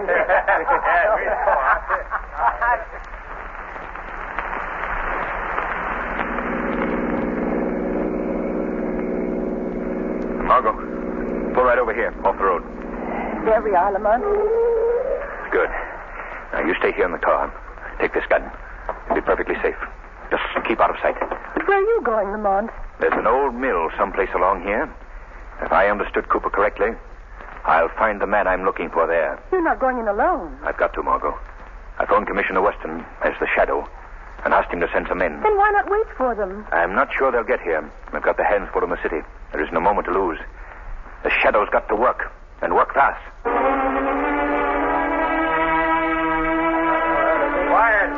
Quiet, all of you. Well, boys, what'd you find out in the city? Boss, you hit the bullseye. The city's as dark as the landlord's look. Yeah, it's all set for us, boys. Good. All right, boys. We got the green light. Time to go. Boy, this will be sweet picking, huh? Morgan, you take 6 men and go to the Macy Street Bank. You know what to do. Yeah. Grays. Right, boss. Take 20 men and clean out the Imperial Hotel. Go through the rooms. Don't leave anything you can carry. Right. You, Engenstall, the post office. 5 men can handle that. I am all set. The rest of you got your spots. Work fast. If anyone crosses you, use your guns. Let them have it. I'm shooting and asking after. All right. Grab your flash lamps and let's go. What was that? Am I hearing things? Did anybody hear that laugh? Yeah, I did. So did I. Quite a nice little thing you've cooked up, Braden. But here's where there's another ingredient added to your unholy brew. Hey, what is this? It's the Shadow. Right you are, Braden. Well, you're not scaring me. You're not stopping me either. I wouldn't be too sure about that, Braden. Hey, I don't see nobody. Men, this guy's right here in the room with us. He's got some trick so we can't see him. But that don't mean we can't get him. Drays. Yeah? Stand by that door. Okay. Keep your back against it and don't let anybody or anything open it. Now, Morgan, pick up that machine gun and spray the other end of the room. But he's doused the light. Hey, I'm getting out of here. All right, quiet. Don't be afraid. Take it easy. Somebody switch on that light. You don't dare turn on those lights. What do you mean? If you do, every man here will be blown to bits. What are you talking about? I took that explosive bulb you had on the table in front of you. What? When I turned out the light, I put it into one of the light sockets. Now, Mr. Braden, do you want to turn on the light? You're bluffing, Shadow. All you have to do to prove that point is to throw on the light switch. Hey, what's that? It's a lot of cars driving up outside. It's the police, gentlemen. They'll never take me alive. Alive or dead, Braden, you've got to be taken. Hey, what are we going to do? This guy's dynamite. Come out in 10 seconds. I will come in after you. You might as well do as Commissioner Weston commands. Walk out the door with your hands in the air. There's nobody walking out of this place. I know I'm chair bait. I'll die anyway. But there's one thing I'm going to do first. I'm going to take you along with me, Mr. Shadow. Hey, keep your hands off that switch! Get out of my way!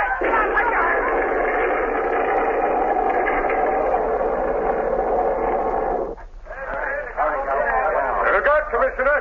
Get back. Lamont. Oh, Lamont. Lamont.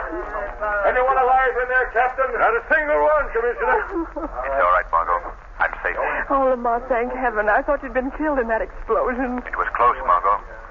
But I got out when they were trying to keep Aiden away from the light switch. You go back to the car now, Margot. I'll be with you in a minute. Commissioner Weston. Commissioner Weston.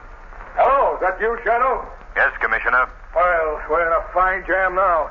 They're all dead. How are we going to find out where the other explosive bulbs are planted? It's all right, Commissioner. I got Braden's chart showing the location of the explosives. Where is it? You'll find it in the front seat of your car. Then the city is safe. Yes, Commissioner. Good. All right, men, get in your cars. We've got to gather up those lamps right away. And my gratitude, Shadow, for a job well done. Come, Margot. We're going home. Shadow's work is done for tonight. The reign of terror is ended. Thanks to you, Lamont. It was bound to end this way, Margot. The plots and plans of criminals are the devices of their own destruction.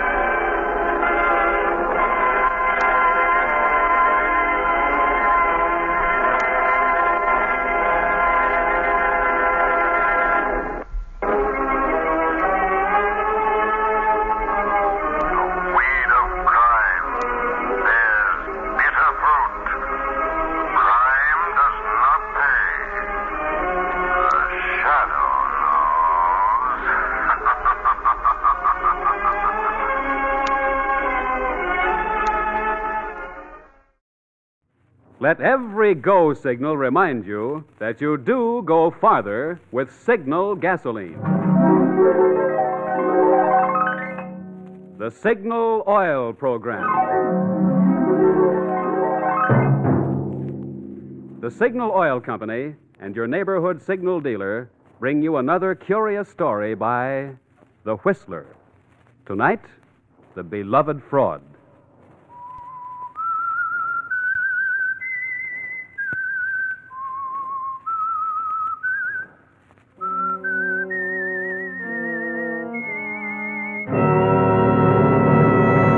I am the Whistler, and I know many things, for I walk by night.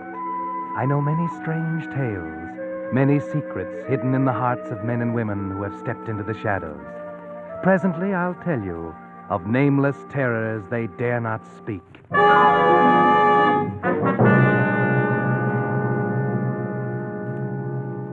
In a moment, the Whistler will tell you his gripping story.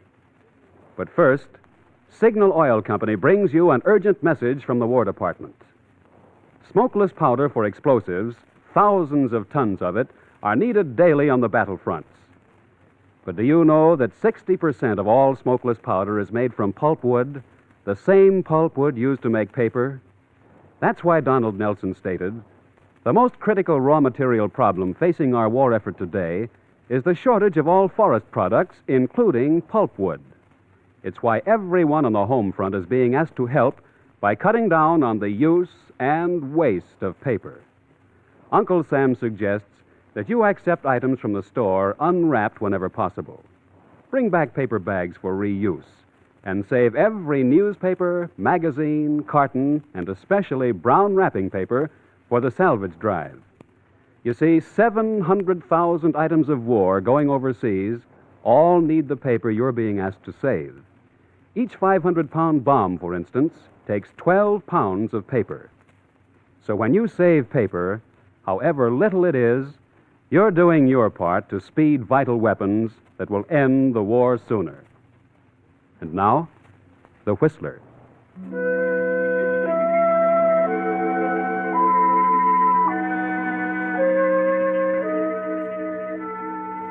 Bitterness, like wine, matures with age.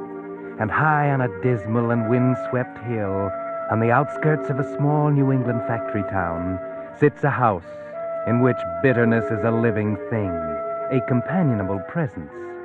It's an old house, weather-beaten, run down, with perhaps a touch of its own bitterness, a silent lament for splendor long gone. There was a time back in 1905 when bitterness was young and splendor was still present, and the Woodford sisters sat in the comfortable parlor before the winter's fire and read poetry to each other. Emma, graying, commanding, the protector. Constance, the younger, timid, yielding. All poets use the skies, the clouds, the fields, the happy violets hiding from the roads, the primroses run down to carrying gold, the tangled hedgerows where the cows push out impatient horns, intolerant churning mouths twixt dripping ash boughs. Hedgerows all alive with birds and gnats and large white butterflies. Constance. Oh. Yes, Emma. Constance, aren't you interested? Yes, Emma. You've always been very receptive to the works of Mrs. Elizabeth Barrett Browning. You seem on edge. What's the matter? Nothing. Nothing really, Emma. Something's the matter. Don't lie to me, Constance. You've been fussing and fretting all day, peeking out the window. Oh, Emma, for pity's sake. Constance! I'm sorry, but I was only looking out the window. I thought perhaps Mr. Willoughby might be coming by. He usually passes about this time. And why should you be so interested in the mailman? Were you expecting a letter? You know I'm not. You know how seldom anything comes for me. Only once in a while from Aunt Sarah or somebody like that. Constance, I don't believe you're happy. Happy? I hadn't thought about it. Not that way. I don't know, Emma. After all I've tried to do for you. Yes, I know, Emma. Oh, please don't think me ungrateful. You've been wonderful. I've been a mother to you, Constance, ever since dear Mama left us. I know. And now you tell me you're not happy here. Act bored and fidgety, almost like I was keeping you prisoner. Always wanting to go out. But if only we went out just once in a while. If only for a walk in the village. It's not a fit place for ladies to walk unescorted. No, I suppose not. But we never have anyone to escort us, ever. Unless... Emma, perhaps old Mr. Willoughby would escort us to the village sometime. Constance, have you lost your mind? A postman. But he's a very nice old gentleman. He's the only person I ever see, except Dorothy. And I like him. The only people you ever see. The postman and our housekeeper. And what about me? Oh, you. Of course, you, Emma. I always see you. But you'd rather be with the others. Oh, yes, don't think I don't know how Dorothy brings you tea in your room and sits and talks. A common housekeeper. But she's very nice, Emma. And genteel, too. You said so yourself when you hired her. A good family, you said, not like a servant at all. But she is a servant now, Constance. Our servant. I've heard you laughing when you thought I wasn't around. Well, why shouldn't we laugh a little? Why shouldn't people laugh and have fun, be happy? Oh, Emma! There. Don't cry, dear. Of course you should be happy. That's what I've tried to do for you. Because I love you, my dear, and because I promised Mama that I'd look after you. Make a home for you. I know. I'm sorry to be so hateful, Emma. You know I appreciate what you've done. Well, let's say no more about this now, dear. You run up to your room and dry your tears. I'll have Dorothy bring up a warm cup of tea. And then you and she can have your talk. You'd probably planned on that anyway. Oh, Emma, don't be angry about Dorothy. It's not that I enjoy her more than you. Honestly, it's just that she tells me things. Things about the outside, the city, the world, people. I like that. You're tired of your home here, aren't you, Constance? No, Emma, I'm not. It's a very nice home, I know that. Only I had hoped that I might see the city, go on a holiday, a little trip or something. But you always say no. Yes, dear, I always say no. And I know what's best for you.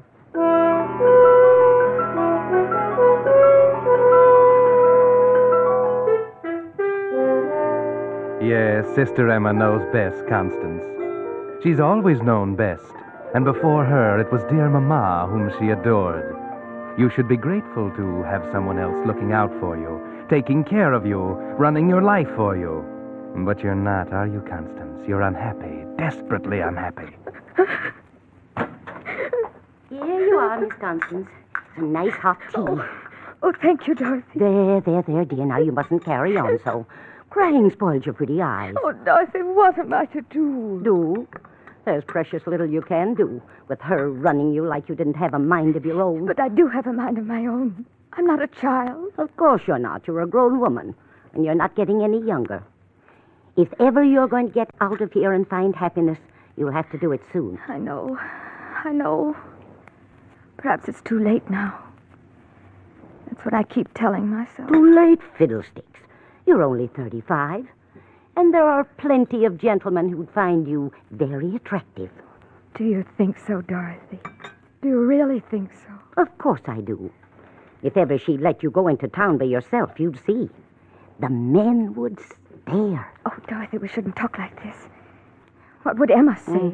She'd say it was wicked, no doubt, because she hates men. Why, I don't know. But she's wrong. Why should it be wicked for a woman to want the men to notice her? It's natural. Every woman should have the attentions of a man, fall in love, get married. Do you really think so, Dorothy? Of course. And you'll find one yet. Don't you worry. Oh, it's not that. I've never thought really and truly about getting married or anything like that. Never seemed that I was meant for anything like that. But just to meet people, other women and men, see something besides the insides of this house. I know, and you shall. Why shouldn't you leave her and live your own life? But she'd never let me do it. She's so strong, and she'd find a way to stop me, to bring me back. Perhaps I can help you. You, Dorothy? Yes, Miss Constance. What you need is a man who will come and take you out of here. Then Emma would have nothing to say about it. But where? Where would I meet a man? No one ever comes here. Perhaps one will, if we work it right. What do you mean, Dorothy? I have a cousin. He's a fine man, a widower, and just the type for you. I'm sure you and he would find each other very interesting. Does he live here, in the village? No, he lives in New York. In New York? The city? Mm-hmm. Oh, but Dorothy, how will I ever meet him? By letter. I'll write and tell him about you, give him your permission to write. You will have many things to say to each other, and perhaps, who knows, what may come of it.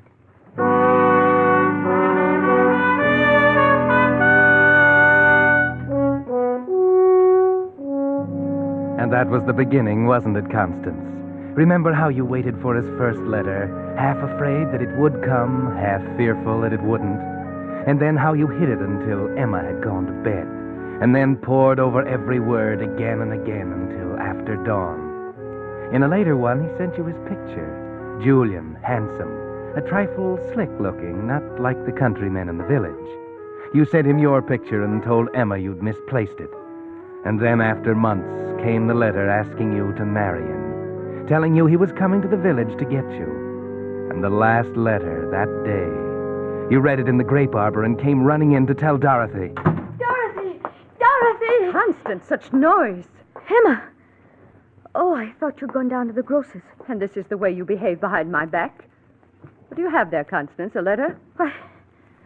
Oh, yes. Oh, well, I suppose it's from Aunt Sarah. Come in and read it to me. I can't, Emma. What do you mean you can't? It's personal. Personal? Do you know what you're saying? We have no secrets from one another. We never have. I always read you my letters. But this is personal. I can't read it to you. Constance, you're acting very strangely. Let me see that letter. No! You're hiding something from me. Let me see it. No! You're hurting my arm. Constance, baby. What have I done that you should treat me this way? Haven't I always thought of you? Always before myself? And now you tell me you have something private and personal between us. Oh, I'm sorry, Emma. I didn't mean to hurt you, really. But, well, I suppose I might as well tell you now. You'll know soon enough. He's coming here tonight. He? What are you talking about, Constance? Julian, my friend. This is his letter telling me he will be here tonight. You've written to a strange man behind my back. There's nothing wrong with it. We've just exchanged letters, such nice letters. He's told me such wonderful, interesting things about life in the city. Constance, how could you do anything so sinful? Please try to understand, Emma. Perhaps you're satisfied to stay here in this old house all your life, but I'm young and I have a right to some happiness. I want to get out, to live. So, this creature wants to take you away. After all I've done for you. Grown old caring for you, giving up everything for you. No, Emma, you've given up nothing. Everything is just the way you want it. You keep saying that you're taking care of me for Mama, but you're not. You're keeping me tied here, trying to make me give up everything for you. And I can't do it, not any longer, Emma. If Julian will take me, I will go away with him. I will marry him. Who is this man? How did you meet him? He's Dorothy's cousin. She told him to write. The relative of our servant. You said yourself she came from a good family. He's just as good as anybody. He's wonderful. What do you know about him? Everything. He's been writing regularly for 6 months. He's told me everything. You fool. You fool. Why do you suppose a man like that would want to marry a country girl 35 like you? Don't you see he's after your money? Dorothy's told him that you have money Mama left you. That's all he's after. That's not true. Oh, isn't it? Well, you'll never get the chance to find out because you'll not go off with him. I'm through obeying you, Emma. I shall go with Julian. Tonight. We'll see about that, Constance. We'll see.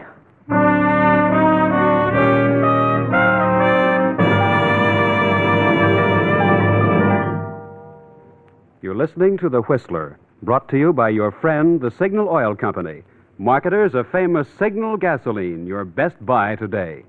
Remember to let every go signal remind you do go farther with Signal gasoline.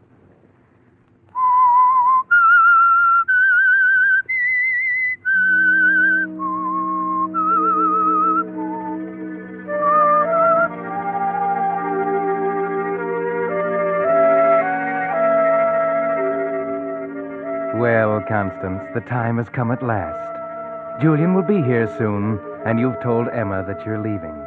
Can she stop you? Can she carry out her threat to keep you here? Perhaps the only answer to that is Julian. And at last, after dinner, he's here. Here is Julian, Miss Constance. Constance? Oh, Julian. Come in. Do come in. Constance. So at last we meet, face to face.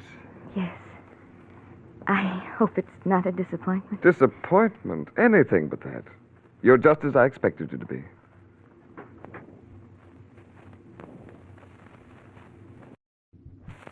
And what about me? Oh, yes. You're just as I expected you'd be. But I interrupted something. You were tending the fire? No, I was burning your letters.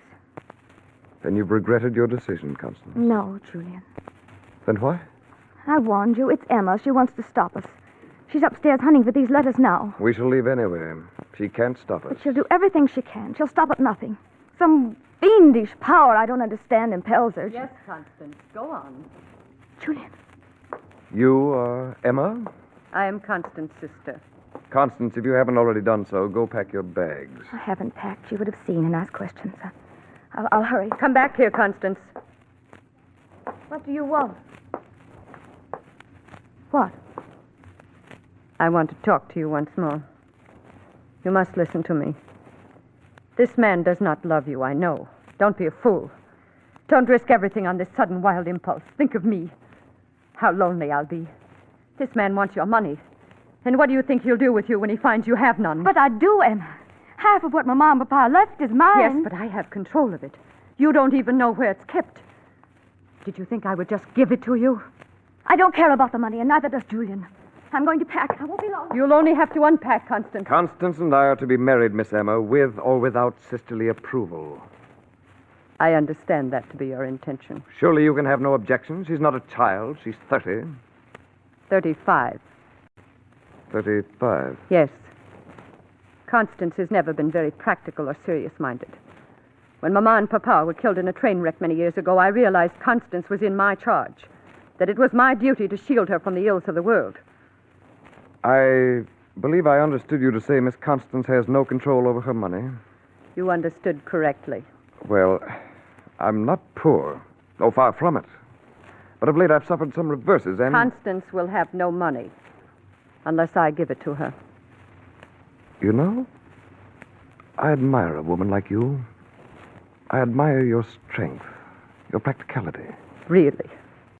And now, Miss Emma, that I've come face to face with you and your sister, it seems to me that you're strikingly the more admirable of the two. Just what are you implying? That perhaps I was being too hasty. Perhaps if I were to think this over... You know, Miss Emma, you too have a right to a man's protection and a man's love. You filthy beast. I've never asked for a man's love or a man's protection, and I never shall. I shall have to advise Constance of this interesting deviation in character and this sudden change of affection. And as for you, leave this house. I shall leave. But Constance comes with me. Now, understand, I have not the slightest interest in your sister, especially now.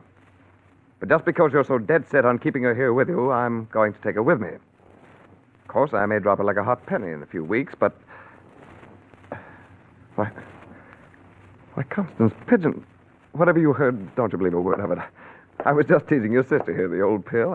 I'm crazy about you, girl, you know that. Don't you come near me. Don't you dare. Why, Constance, after all the sweet, endearing things you said in your letter... Get out of this house! Say, who do you think you're talking to in that tone of voice? You'd better leave. No. No, I think I'll stay and sit a spell. Who's to know there's a gentleman paying a call way out here on the edge of town? Who's to know what's going on out here? Julian, I packed more than clothes in these grips. As you can see, you are not staying in this house. Hey, lady, put down that revolver. Firearms are dangerous things to be handling, especially for a woman. It might go off. You're right. Constance, be careful. Well, turn it in some other direction. I like the way it's facing. No, ladies, I was only fooling. Just trying to give you a bit of sport, that's all. To liven up a dull winter evening, that's all. Good night. I never saw such people. Talk about your New England hospitality. Must have been invented by somebody who was never in New England. Well, good night, ladies. It's been downright charming. Constance, you were wonderful. I never thought you could be so brave, standing right up to that big bully. Oh, that was so clever of you, bringing down Papa's old revolver. And so brave. How could you do it? Oh, my heart. Constance, sit down, dear. Please do. There. Oh, if anything should happen to you, I don't know what I'd do. I'm all right. Emma. Yes, dear. Emma, why won't you allow me to have my own banking account? I promise you I won't be extravagant. It's just that I would feel more of an adult. A person in my own right if I knew I could have access to my money. If I did want it. Constance, you were so brave and so forceful. Of course, I shall see that you have access to your money. You saved my life. And you will let me have my own account? The money isn't in the bank, Constance. It's not? No. It's right here. Right in the house. I wouldn't trust the bank. There might be a run on it someday. But Julian might have searched the house. Taken it all. I know. I was frightened to death. Your facing him with the revolver was the only thing that saved us. But I have the money well hidden in a safe behind this picture of dear Mama. And only I know the combination. I never knew there was a safe there. Come, I'll show you.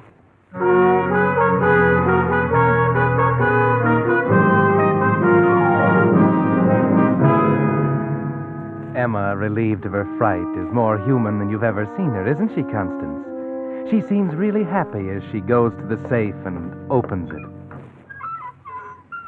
There it is. All there. You didn't know we were so wealthy, did you, little sister? How much is it, Emma? At my last count, it was a little over $250,000, including the bonds. Mama was so wise. She made Papa invest in only the safest things. So you see, All dear... right, ladies, if you'll just hand over the contents of that safe. Phew, Julian. I availed myself of your servant's entrance, Miss Emma. Informal, but practical. Constance, the revolver there on the floor. Get the revolver. I have the revolver now. Now it is my turn to give directions. Back against the wall, and let's not have a sound from you. Don't know who'd hear you way out here if you did yell. Constance, do something. Don't let him take our money. What'll happen to us? That's our security. Our future, our happiness. My security, my future and happiness, Emma. Don't worry, he's only taking my half. What do you mean? Julian and I planned the whole thing. Only we didn't know it was going to be this easy. I thought I'd have to draw the money out of the bank. It's much simpler this way. What are you saying, Constance? You can't know what you're saying. Oh, yes, I do know. I thought it would take a fright to make you part with my money. When I wrote Julian it would be a battle, and he suggested this little plot.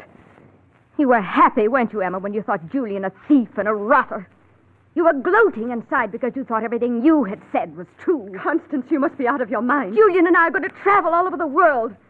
I'm going to live at last. I'm going to see things. The Lord will punish you, Constance. Oh, I've had my share of punishment, Emma. All the long, rotten years I've had to spend with you. I have your grips in the money, Constance. Shall we leave? Yes. Yes, Julian. Goodbye again, Miss Emma. You vile, unspeakable man. You vile, unspeakable woman. You'll be sorry, Constance. You'll regret this to the end of your days. I shall hate you. Hate you forever and ever. My hate will reach out for you wherever you are. You'll never be happy. Goodbye, Emma. Constance! Constance, how could you? Miss Emma, have they gone? You're the cause of this. After I gave you a home, a job, companionship, you did this to me. I could kill you. No, Miss Emma, calm yourself. You took her away from me.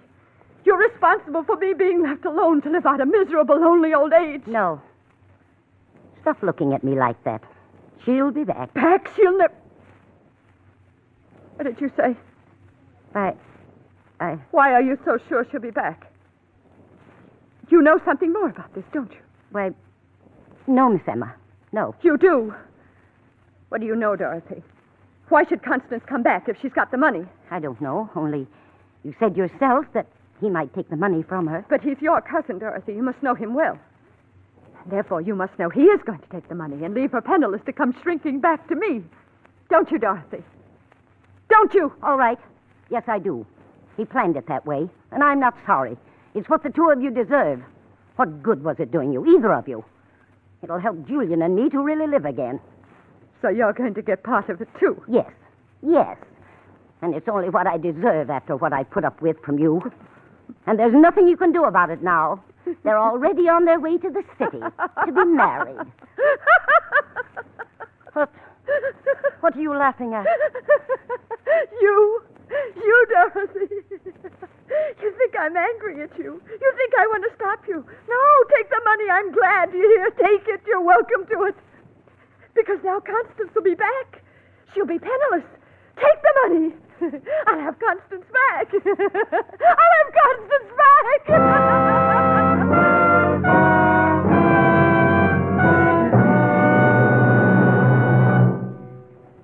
But that's not all of this strange story. In a moment, the Whistler will be back to tell you what really happened. And while we're waiting, here's the modern version of that old story about the lost horseshoe nail. Just one nail. But for lack of it, the shoe was lost. Then the horse, the rider, and as a result, the battle was lost. Well, this year Uncle Sam says 1 out of every 12 cars will be lost. That is, go off the road. Many of them because just one vital part has worn out, which can't be replaced today. That's why your signal dealer takes no chances of missing even one part when he lubricates your car. It's why he uses the famous signal safety chart, on which the maker of your particular car has indicated every lubrication point and the exact oil or grease it should have. Before your signal dealer returns your car to you, He checks every point against the safety chart, not just once, but twice. This double protection is Signal's way of assuring you that your car won't be the one in 12 that goes off the road because some vital part wore out from lack of lubrication. So if it's been 1,000 miles or 2 months since last lubrication, play safe. See your neighborhood Signal dealer for a Signal Safety Chart lubrication. And now, back to the Whistler.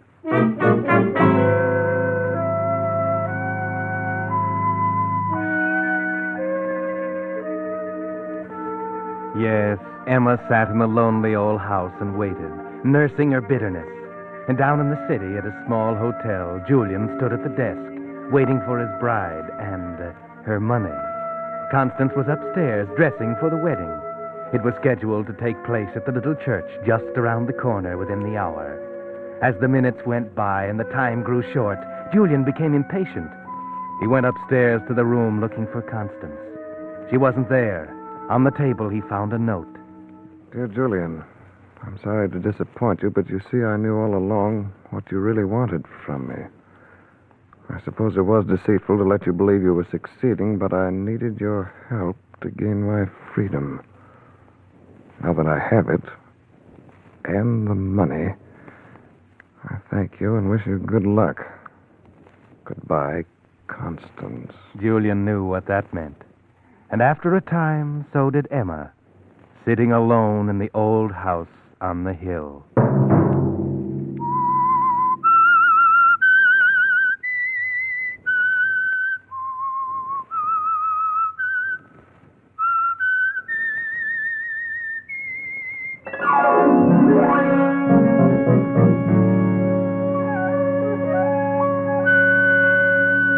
Next Monday night at 9 o'clock, the Signal Oil Company will bring you another strange tale by the Whistler, the curious tale of the twins.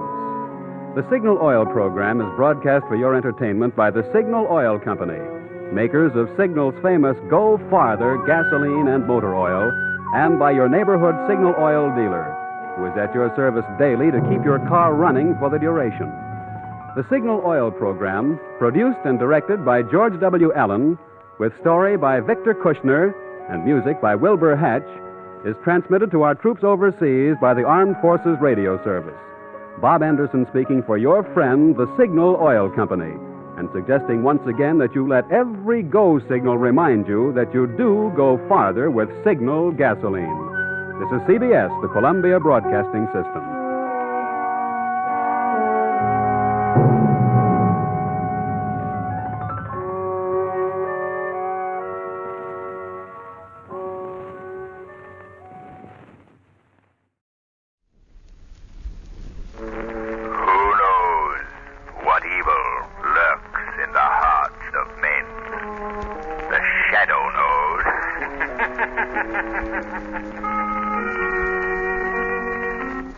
Today's story, The Ghost of Captain Bayloe.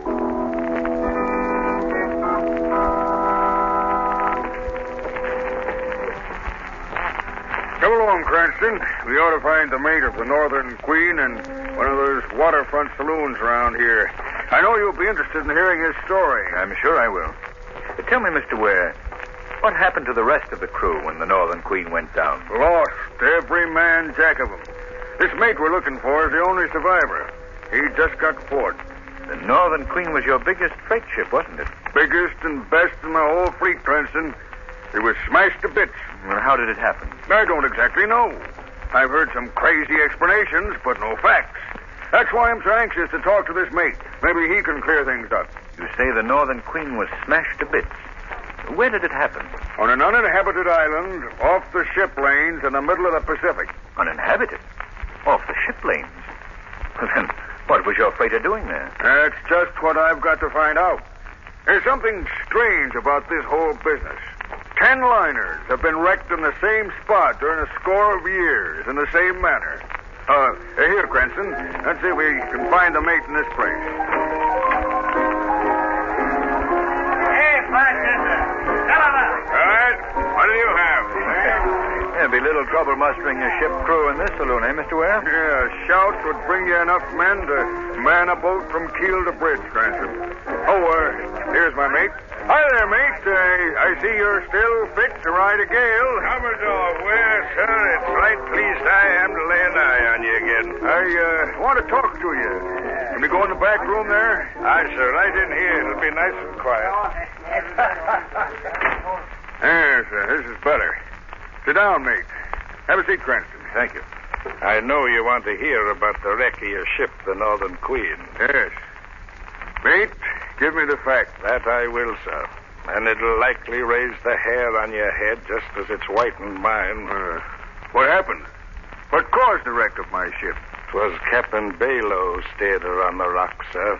Well, Captain Bayloe wasn't master of the Northern Queen, was he? No, but he rode the bridge the night she broke up. Leastwise, his ghost did. Ghost? Aye. The ghost of Captain Bayloe held the wheel, and all the men aboard couldn't budge it from his grip. That strong he was. Now, what I want to know, mate, is what the Northern Queen was doing off her course. We'd sprung a leak in our freshwater tanks, sir. The nearest land point was Bayloe Island. The skipper set the Northern Queen to the wind and steered a course for the island. The crew was again it, but it was that or die of thirst. Gentlemen, if I knew then what was before us, I'd have died 1,000 times. What happened? Nothing, sir, till we were a few miles off the island. Then, Captain Bayloe's ghost took command. I most forgot, Mr. Cranston. I don't suppose you know about Captain Bayloe. No, but I'm very much interested. Well, sir, Captain Bayloe's been dead these 20 years or more. He was the last of the old square rigger skippers. It was the China trade he was in. On his last voyage out of the Orient, he carried 2 precious cargoes, a shipment of silver and his beautiful young wife. Captain Bayloe was quitting the sea to settle in South America. A happy pair they were, sir, none happier. His crew, though, was the motliest collection of sea scum ever to sail afore the mast. Well, sir, they were just off the island that's now called after him. Captain Bayloe was at the wheel, his wife beside him. The sea spray was washing her lovely face, and she was laughing into the wind. The crew was aft, heads together. We're fools if we don't, I tell you. We could do it easy. Captain Bayloe's got the silver lock in his cabin. Now, we could make him give up the key. He'll never do it. Are we weaklings that we can't make him do it? He's only one man, and we're a whole crew. There's enough silver to make us all rich for the rest of our lives. There's a much prettier cargo on the bridge beside him. His woman, eh? Aye. Silver comes from the earth. But a piece like that could only come from above. I want silver. Yeah, well, my share goes for the other cargo. We share alike. How about that? We get the prize first. We argue about it afterwards. Come on. All right. While a happy woman laughed beside a contented man, the crew crept slowly toward the bridge. The laugh was cut short by the sight of the hard-faced men.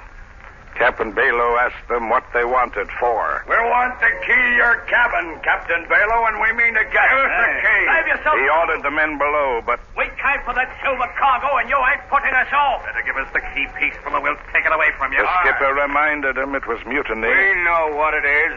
You don't have to tell us. Mutiny or not, we're in command here, and you're We've heard enough talk. Out with the key. Captain Bayloe told them they'd get the key over his dead body. All right, then. Over your dead body it'll be, Captain Bayloe. Come on, men. Grab him. Hey, joking me. Back him. Through there, you swab. While the men fought like hungry wolves, Captain Bayloe's wife stood frozen in horror. Hand me that belaying pin. Here you are.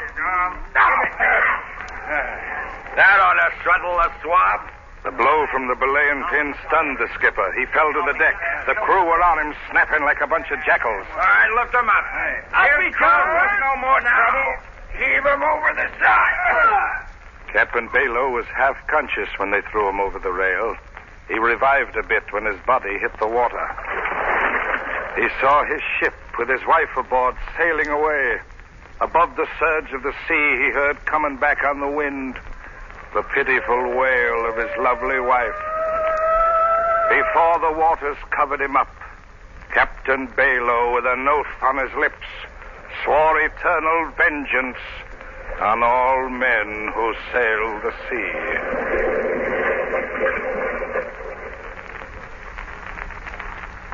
Well, gentlemen, Captain Bayloe's wife died soon after that.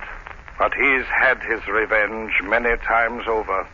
He takes the helm of any ship that ventures into the waters where he lost his life and steers it onto the rocks of Bayloe Island. You think that's how the Northern Queen was wrecked? I don't think, Mr. Cranston. I know. I'm not given to ghost stories, sir, but I saw the Northern Queen's propeller frozen so her big engines couldn't turn it over. There she rode, helpless on the tide, straight for the rocks. She was smashed to bits. Why are you so sure the ghost of Captain Bayloe took command? Because I heard the warning. Warning? Aye, sir. I was just going off watch when I heard it, plain as I hear you. What was it? The pitiful wail of Captain Bayloe's wife. I knew then the Northern Queen was done for. Another seaman and myself put a small boat over the side and rowed away. The other man died from exposure. I was picked up 5 days later by a liner. That's why I'm here now, gentlemen. And there's not enough money in all the world that'd get me back to Bayloe Island. Well, the wreck of the Northern Queen is still a mystery to me. Cranston, what do you think? What do I think?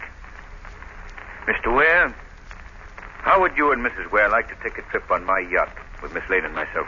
Trip? Where to? To Bayloe Island.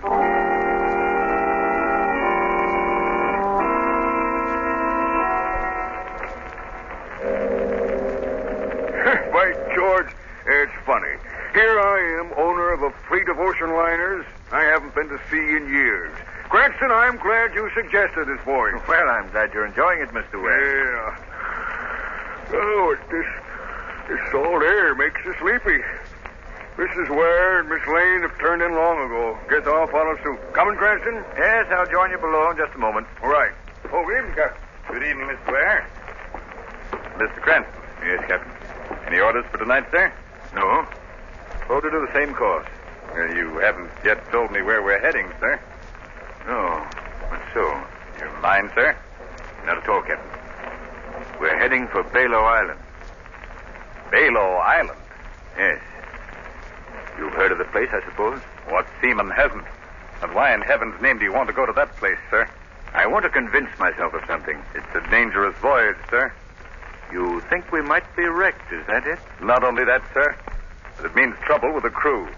When they find out we're heading for those haunted waters, well, I hate to think of what may happen. Tell me, Captain, do you believe in this legend? Do you fear the ghost of Captain Bayloe? Yes, sir, I certainly do.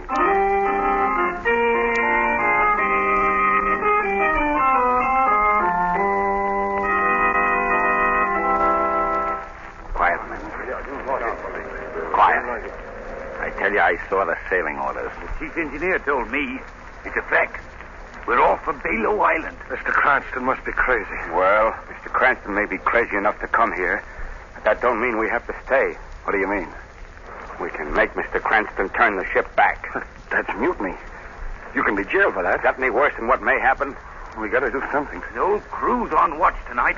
Leastwise, not a man's asleep. They can't be far from that cursed Bayloe Island now. If it wasn't so dark, you could see it off the port bow. That close? Aye. Suppose Captain Bayloe took command. I've asked you, fool. Yes, but I don't want to talk about it. What's that? Hear something? Yes. Listen. Hear it? Yeah. Sounds like a woman. That's it. It's her. Go to your man. Captain Bayloe's wife. That's the warning. He'll come out of the sea now any minute. The ghost? Yes. We're lost. We're lost, I tell you. Avast, sir. Keep quiet. There it is again. We've got to turn back. We've got to get out of these waters. I'm going to tell the skipper. We've got to get out. Captain. Billy, there, you swab. Open the door. Quick, Captain. Here. What's going on here? I heard it, Captain. What do are you talking about, man? What did you hear? Captain Bayloe's dead white. You men are letting your imaginations run away with you. Now get below and stay No, quiet. I hear it as plain as a ship's bell, sir. We got to get out of these waters. We'll all be lost. What's going on, Captain? This man thinks he heard the wail of Captain Bayloe's wife, Mr. Cranston. I don't just think, sir. I heard it. The other men heard it, too. Oh, that's nothing, man. Just the wind in the rigging, that's all. No, you've got to believe me, Mr. Cranston. There's still time to save ourselves. You've got... What? What's that? Our engines. They've stopped. Call the engine room. Aye, sir. There, you see, sir. Boy, below, Smithers. Aye, aye, sir. What's happened to the engine? We don't know, sir. They just stopped dead. The motor started smoking all of a sudden. Stand by. I'm coming below. Aye, aye, sir. Range. The motors have all been shorted. They can't feed the engine. I knew it. It's the ghost. He's taken over. We're lost. The ship's lost. Quiet, man. I'm getting out of here. The ship's haunted. Don't go out there. Come back here. Captain, we've got to stop that man. He's gone mad. Stop that man! Stop him! We're lost, I say. Ahoy there, mate. Turn on the searchlight. You went off the board, Bob. Swing that light this way. Lamont, what's happened? One of our men leaped over the side, Margot. Leaped over, you say, Cranston? Yes, Mr. Ware. Why? Our engine stalled. Poor fellow became crazed with fear. Oh, this is frightful, Lamont. I only hope we can find him in this heavy sea. Cranston. Yes, Captain. Have you found him? No, I'm afraid, sir, there's not much of a chance in a sea like this. There's no sight of him. We've got to find him. We must. The men will do all they can up here. I've got to go below and see what can be done about our engine. What's our position, Cranston? We're just off the island, Mr. Ware. Is there much of a drift? Pretty heavy one, and it's toward the island. That means we may crash if the engines aren't started. Mr. Ware. Yes, Cranston? Help me lower one of our small boats. Small boat? What for? I'm going over to that island. Lamont. But what good would that do? The place is uninhabited. Nevertheless, I've got to see what's there. This is too dangerous. I don't want you to go out there alone. You and everybody else on this yacht are in great danger, Margot. I've gotten you all into it. I've got to try and get you out of it. Well, if you're going out there, Lamont, I'm going with you.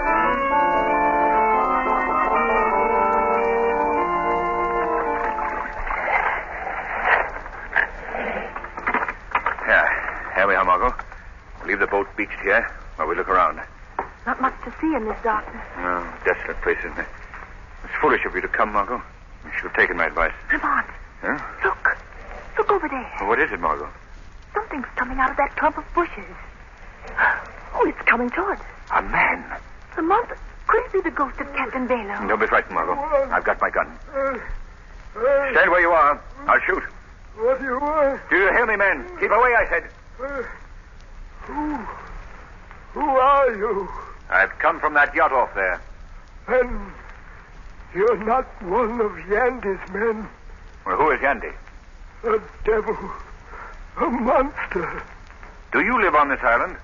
I die on this island. We understood it's uninhabited. Oh, there are people here, but not above the ground. What do you mean? They're buried in dark, damp dungeons.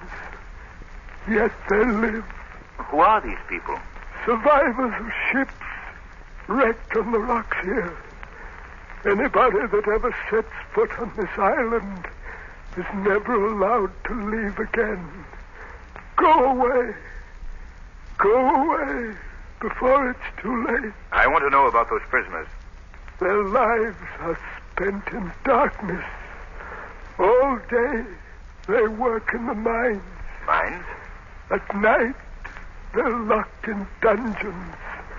Always darkness. Never fresh air. Never light.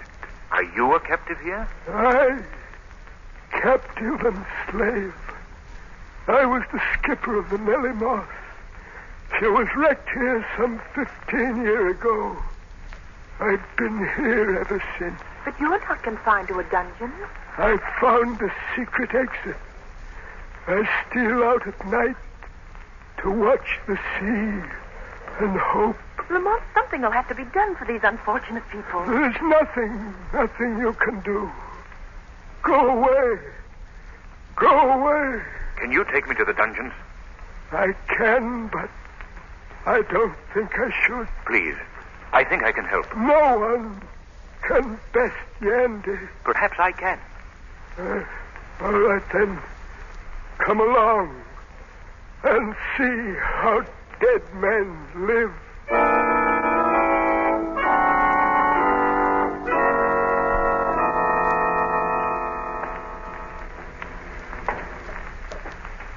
Careful. The guard is due along any minute. Keep close to me, Margot. This place is dark. I'm all right, Lamont. What's that? The dungeons. They're just below this crevice. You have to jump here. All right. Let me help you, Margot. There we are. This is all the light we ever see. A single flare. Lamont, look. Good heavens. Are these men? These are the ones that have gone blind from the dark. They can't work, so they must die of slow starvation. How horrible. How many men are here? 100. This is awful, Lamont. Men!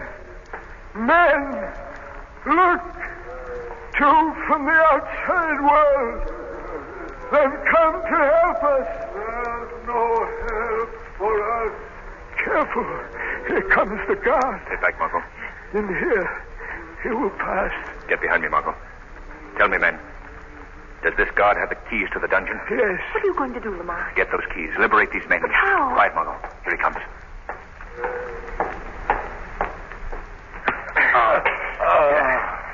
There. That's done it. Now the keys. Yeah, here they are. Open the dungeons. Quick, Lamont. Yes, Margot. There we are. All right, men. Come on out. Come out, you're free. Don't you understand what I mean? It's no use, Lamont. These men are afraid to move. There's only one way to free them. I must remove the cause of their fear. Where will I find this Yandy? Yandy? Oh, you can't get near him. He lives and works in rooms carved out of solid rock. Where? Show me the rock. It's useless. But if you want to try, come with me. Margot? You go on, Lamont. I'm going to open the rest of these dungeons and try to coax these men out of this place. Yes, you will be safer here. There won't be another guard along before morning. Come along. Very well. But you will never get near Yandy alive. He's guarded day and night. I've got to get him. The lives of those men, the lives of my friends and crew depend on it.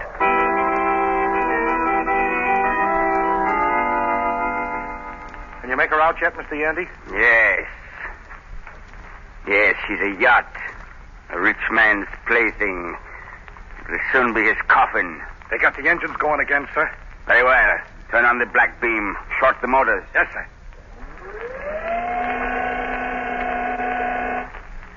That's got him. She's helpless on a tie. Now, turn on the magno beam. Magnetize the rudder. Right. Got it. Hold her on it. Steer the rudder toward the rocks on the north end of the island. Yes, sir. There. That's one more crew that will never be able to tell of the mineral wealth of this island. Your secret is still safe. I've guarded it for 18 years. Since the day I discovered it. No one will ever share the wealth or know it exists. And another wreck will be chalked up to the ghost of Captain Bayloe. Yes. Captain Bayloe has been a most convenient ghost. A most plausible one. Nobody ever doubts him, it seems. What was that? Thought I heard a laugh. I heard it. Have you the radio key open? No, sir. I cut it before. You're lying to me, you... No, I swear I'm not, Mr. Yandy. No, Mr. Yandy, this is not a voice you can cut off with a flick of a dial. Who are you? I am the Shadow. Shadow? I've heard of him. He's the guy you can't see. Your use of the Captain Bayloe legend is at an end, Yandy. You've created havoc with your diabolically clever electrical inventions. Like a monster, you've destroyed men because of your insatiable greed. Well, Yandy, this is your finish.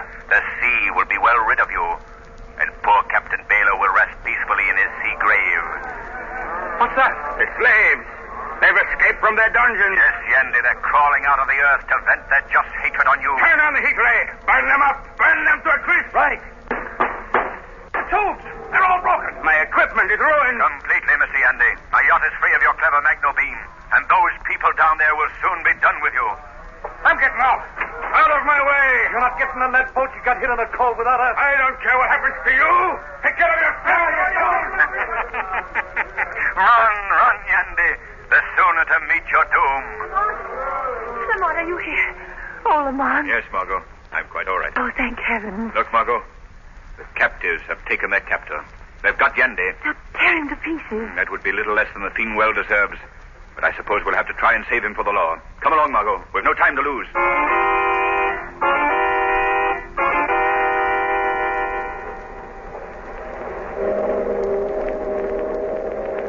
Well, we've got all those men you saved from the dungeons berthed below deck, Mr. Cranston. The poor devils don't know how to thank you. Take good care of them, Captain. Aye, aye, ma'am. Have you found out yet what happened to Yandy and his men, Lamont? Yes, Margot. One of the men just told me. But he waited until we were well out to sea first. What did they do with them? Well, they didn't pitch them into the sea, as they told us.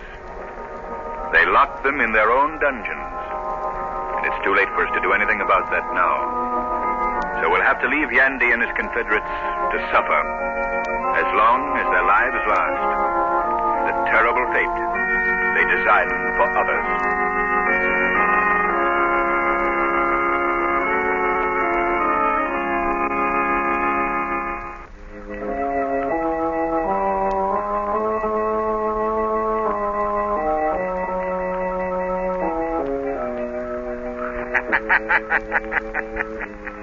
The weed of crime bears bitter fruit.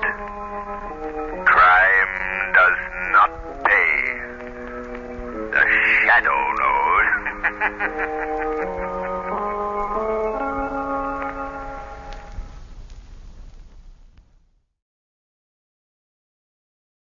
The Signal Oil Program, The Whistler.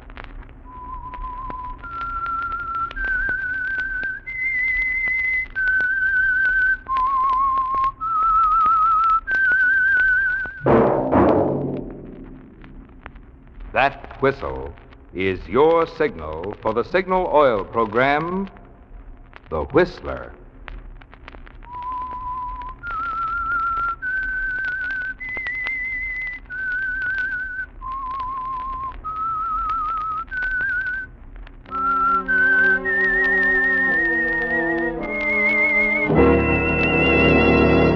I am the Whistler, and I know many things, for I walk by night.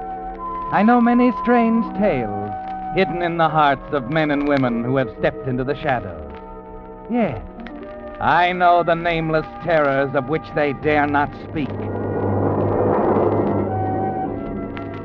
Yes, friends, it's time for the Signal Oil Program, The Whistler. Rated by independent research, the most popular West Coast program in radio history. And Signal gasoline is tops, too. Tops in quality. It takes extra quality, you know, to give you extra mileage. And Signal is the famous Go Farther gasoline. So look for the Signal circle sign in yellow and black that identifies friendly dealer-owned Signal service stations from Canada to Mexico. And now the Whistler's strange story. Juggernaut.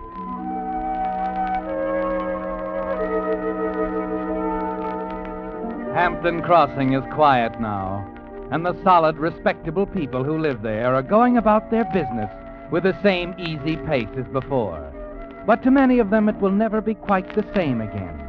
Yes, the people of Hampton Crossing will tell you they made a mistake not long ago, a terrible mistake. There was mob violence and death, and the men and women who were part of it still wince inwardly as they pass the place where it happened. They can still see the flaming torches, the assault wave surging up the steps of the Hall of Justice on Park Street. They can still hear the cries for blood. Lynch him! Don't holler justice at us, Sheriff. We'll show you what to do with a killer. If the law won't do it, we will. Wait a minute! Listen to me! Get that battering ram in action, men. Come on, all together. Come on. 2, 3, 4.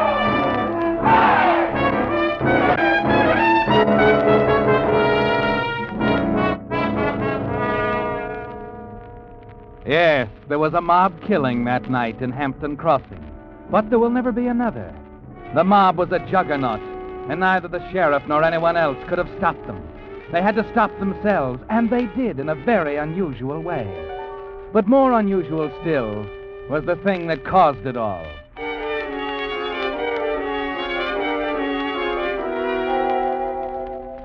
10 days lay between that terrible night at the courthouse and its beginnings in the library of Henry Ellerby's big house on the hill.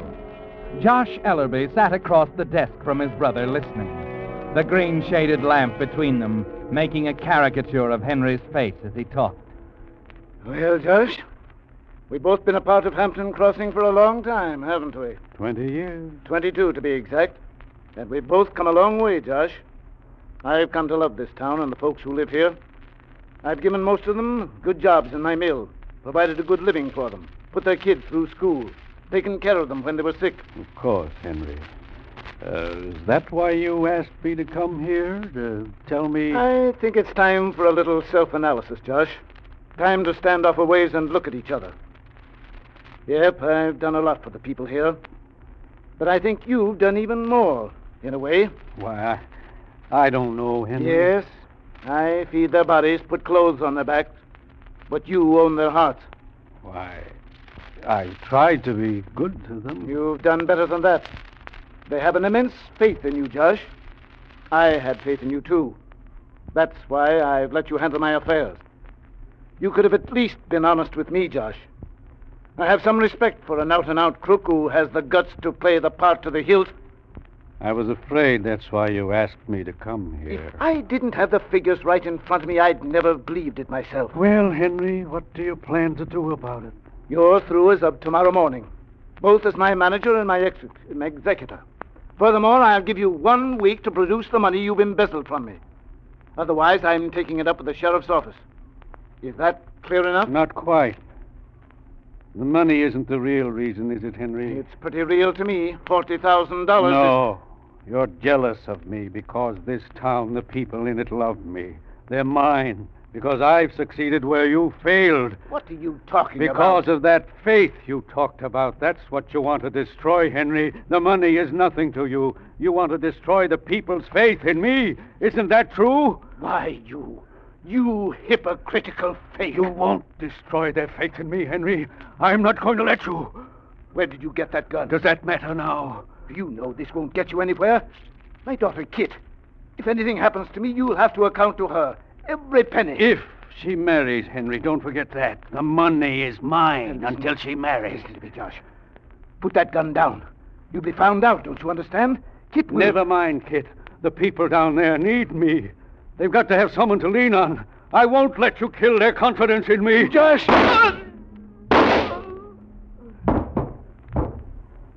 I'm sorry, Henry, but the people here believe in me. It must always be that way.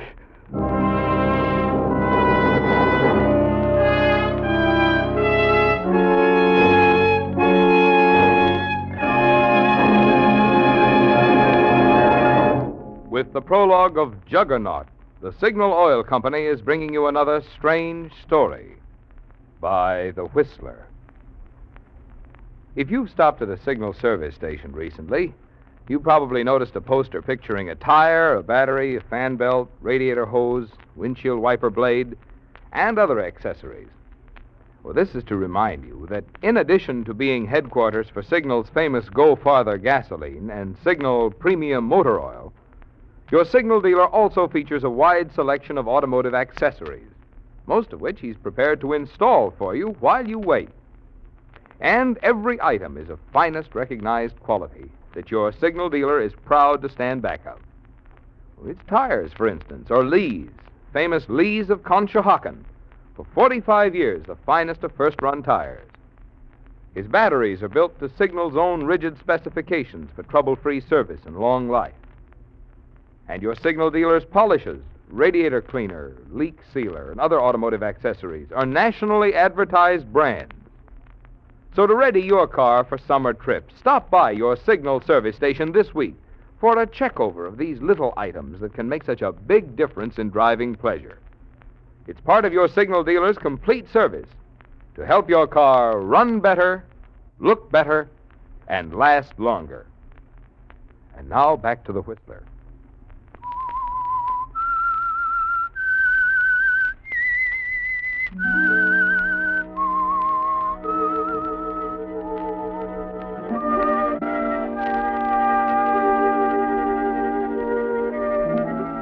It's strange, isn't it, Josh? This feeling you have about the people of Hampton Crossing, the merchants and farmers and housewives, the children who tag along after you on the street, calling you Uncle Josh. And stranger still is the feeling they have for you, the faith, almost the reverence that your brother Henry only half understood. You knew the showdown was coming last night when he summoned you to his home on the hill.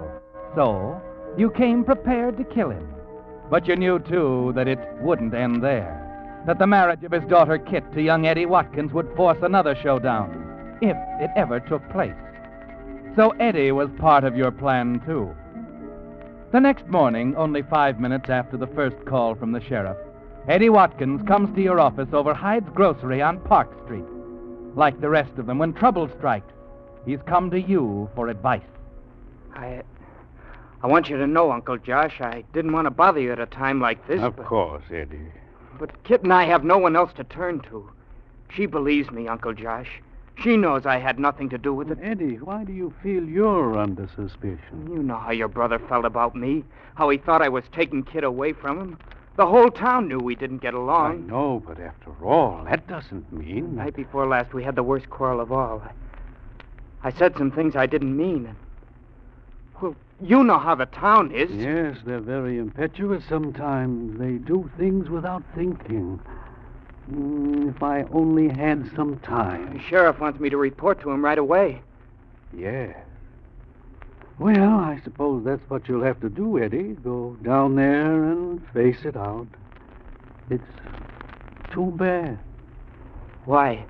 We all loved my brother very much.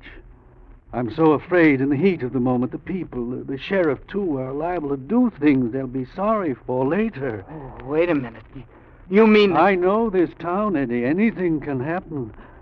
Lord, if I only had a couple of days to talk to them, reason with them. Well, I haven't been summoned officially. But the sheriff has asked you to see him, so that's that.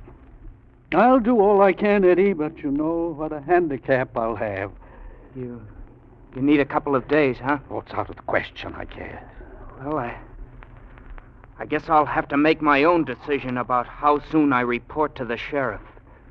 Yes, Eddie. There are some things we have to decide for ourselves.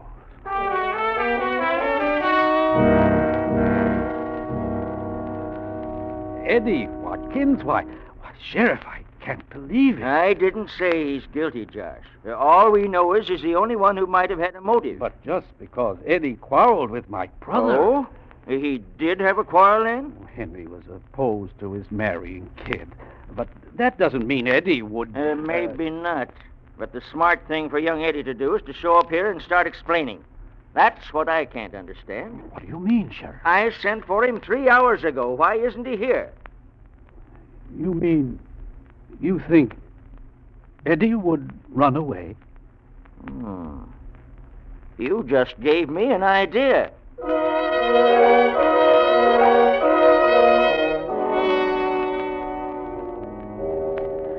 Uncle Josh. Kid, darling, you must get hold of yourself. They say Eddie killed Father, Uncle Josh.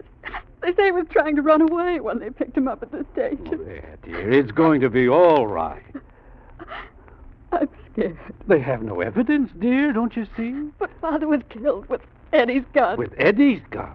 Nonsense. How could they possibly know that? Oh, I don't understand it. But the sheriff says they examined the bullet. Very unusual size. An Italian pistol Eddie brought back from overseas. But what does Eddie say to that? He says the gun was stolen last week. But they don't believe him. Oh, I see. Oh, Kit, dear, you'd better try and rest now. I'm going down to see the sheriff.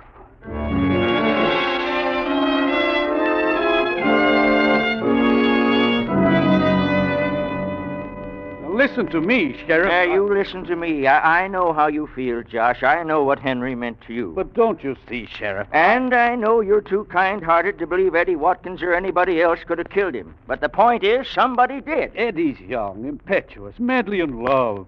Anyone else in that frame of mind could commit murder, but not Eddie. You're right. What? I don't think he did it either. I see. We searched everywhere for his gun, and we can't locate it. Well, that's wonderful, Sheriff. What are you going to do? Hold him till the first of the week, and then release him. Release him? That's what you generally do when you haven't got a case. At least I'm happy for Kit. If anything happened to Eddie, I don't believe she'd ever get over it. Oh, yes, of course. Well, I'd better be going now. Yes. Well, you can tell Kit about it. I will. I'm taking her to Henry's funeral in an hour. I'll tell her the good news.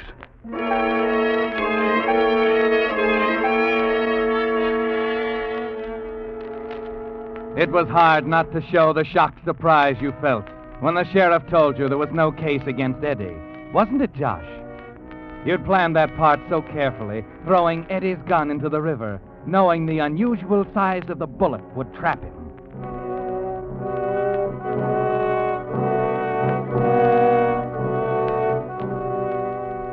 You curse yourself as you stand at Kit's side at the church, with the whole town gathered round to share your grief. And later at the cemetery, you listen with bowed head and moist eyes as the minister commits poor Henry unto the earth from whence he came. There now, girl. He's gone to his reward.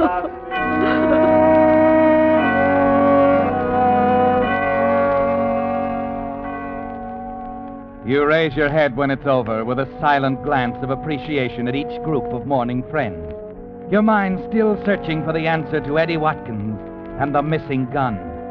It's after you've shown Kit to the waiting car that the answer comes. Yes, you were right, Josh. They're your people, and the sorrow you display is their sorrow. You feel it on every side now as the car moves off, as you turn to a couple of the men moving up to express their sympathy. We're awfully sorry, Josh. It's a terrible thing. Terrible. Thank you, Dave. Frank, for coming out here, leaving the bank, your store. There was little to do. Whole town's closed up today. It's almost like something had happened to you, Josh. Thank them all for me, will you? I'm not quite up to it myself. They understand, Josh. No, and tell them not to be too bitter about Eddie Watkins. You can't change that. I mean, in view of the fact that he's going to be released. Huh? Released? We haven't heard anything about that. The sheriff knows what he's doing. We must put our faith in him. What?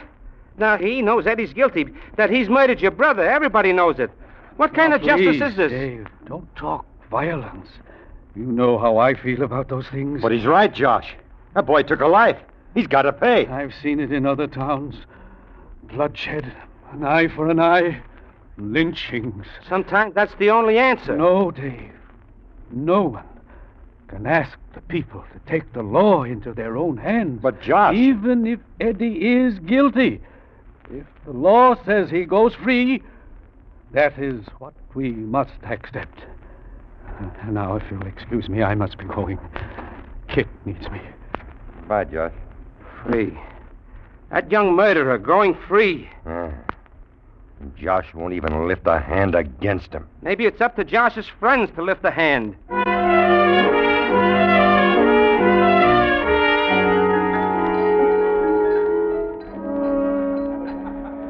Here you are, Josh. Glad to serve you. You, never been in my place before. No, Tom, I haven't. It, sort of gives me a strange feeling seeing you take a drink. First one in 22 years, huh? Longer than that. Well, you must feel pretty bad.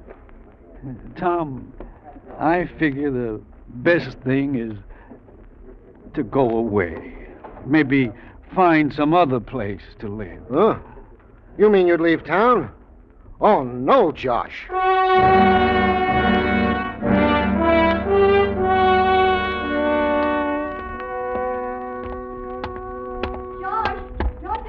Huh?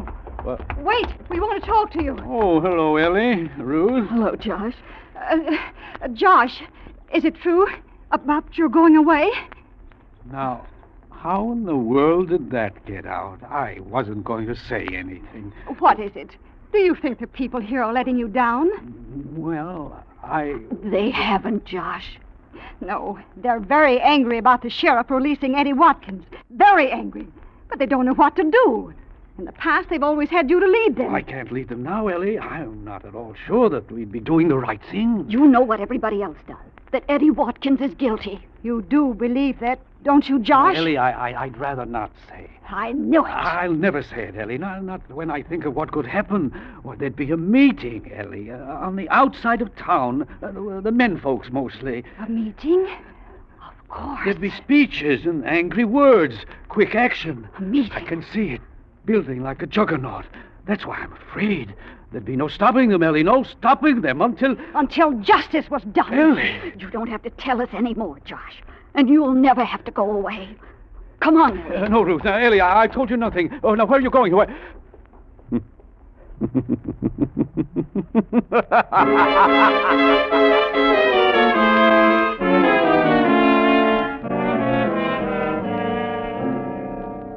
That's only a rumor, Ellie. He isn't going to leave. It isn't a rumor. I tell you, I talked to him myself, Frank. Huh? He thinks we've deserted him. But what can we do? I don't even know where to start. We've talked to the sheriff, Ellie, and he thinks that we ought The sheriff is a fool. This is more than lorn opinions, Frank. Josh Ellerby's given his life to this town. He has a right to expect something in return. If only there was some way that we could think this thing out. You could call a meeting, Frank. Everyone's of the same mind. Get them together and... A meeting? Ellie, do you know what could happen? Why, if that mob ever got stirred up, Of course I know. But when it's over, our murderer will have gotten what he deserves. And even Josh will thank us. He'll understand and thank us. And Josh won't leave Hampton Crossing then. No. A meeting? Yeah. I wonder if Len Frawley would let us use his barn.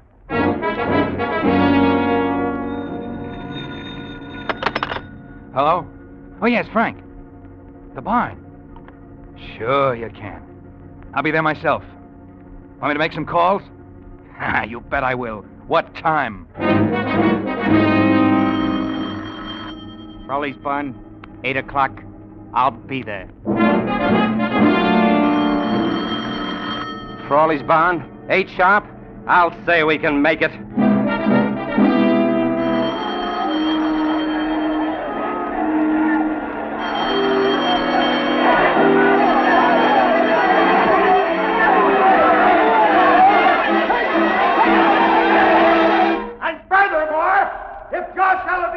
We're here at this meeting. He tried to stop us, even though he knows in his own heart that Eddie Watkins is a murderer. But I tell you, I feel different. And I'm not going to rest tonight until justice is done. That's the answer I want. Come on, let's go.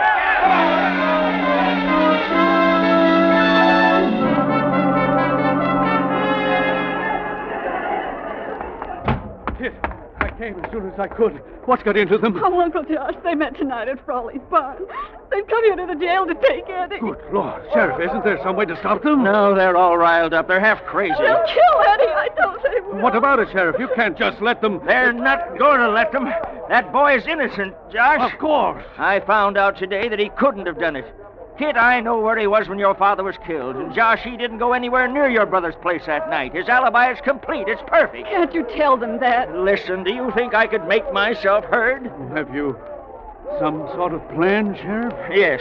If they keep coming, I'm going to take him out of here. Take him out? But how? The east wing exit is just a few yards from the river. If they storm the front door here, they won't be watching. Well, isn't it an awful chance to take? Eddie could make it. I talked to him. He's a good swimmer, and with his life depending on it... I see. If it comes to that, Josh, I want to keep their attention out front. Maybe if you talk to them... I'm not going to wait for that, Sheriff. I'm going out there right now. Try to reason with them. Be careful, Uncle Josh. I'm not afraid, kid. They're my friends. They trust me. They may even listen to me now.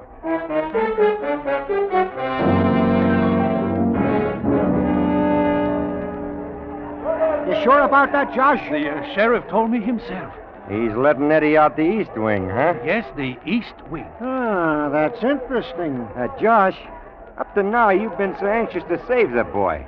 Why are you telling us this? Well, I haven't time to go into that. I've told you. That's enough. Uh-huh. When's it going to happen? Any minute now. That's good enough for me. The east wing, huh? Come on, Bill. Yeah. Let's have a look.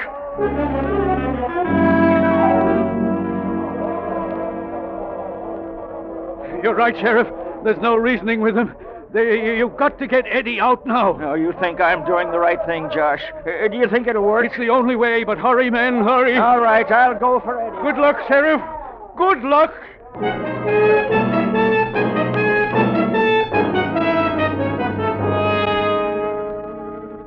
It's all over now, isn't it, Josh? Your scheme is all but complete. You can't lose with the mob on the front steps of the courthouse, the rifleman waiting for Eddie Watkins at the east wing. And one more thing will make it perfect, Josh. The thud of a battering ram against the big front door tells you there's no going out that way. So you walk down the deserted west corridor of the building toward the third exit. Yes, you want to be out there now among your friends, pleading with them at the top of your lungs, shouting at them to stop at the exact moment Eddie Watkins is slipping out that east wing door to certain death. You reach the west door, open it cautiously, and peer out into the darkness.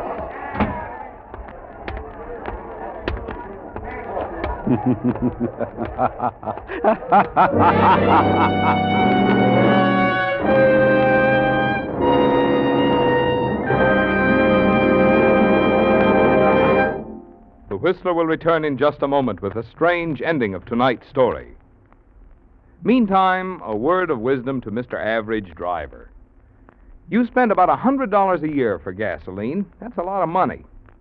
You'd like to be sure it's buying the gasoline that's tops in quality, the gasoline that gives you top performance from your car. Well, you can be sure if you'll just keep 2 points in mind when you buy gasoline. 1, it takes extra quality to go farther. And 2, Signal is the famous Go Farther gasoline. After all, the only way any gasoline can put more thrilling performance into your car is by helping your motor run more efficiently. And when your motor runs more efficiently, naturally you get better mileage. So there you have it in a nutshell, the reason why Signal's good mileage is so important to you. And the reason Signal says, to be sure of the tops in gasoline quality, there are just 2 things to remember. 1, it takes extra quality to go farther. And 2, Signal is the famous Go Farther gasoline. And now back to the Whistler.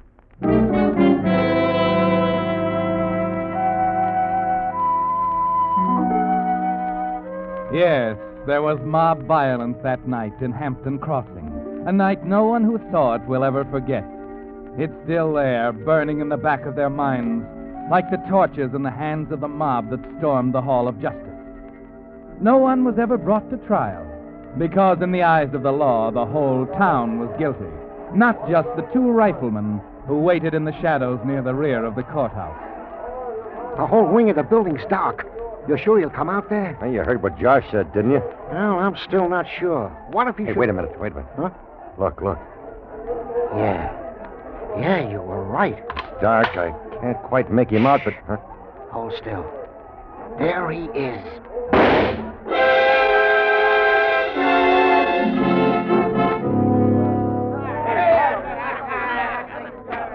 That takes care of Eddie Watkins. Nice work, fellas. I might teach the sheriff a lesson. Murderers won't get out of this town. Well, there he is, boys. Turn him over.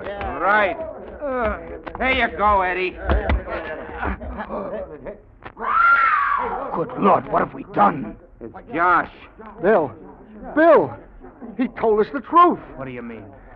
He said they were going to get Eddie out the east wing. That's why we waited here, on the west side. Yes, we figured he'd do anything to save that boy. We were sure that this time, for once in his life, Josh Ellaby would tell a lie.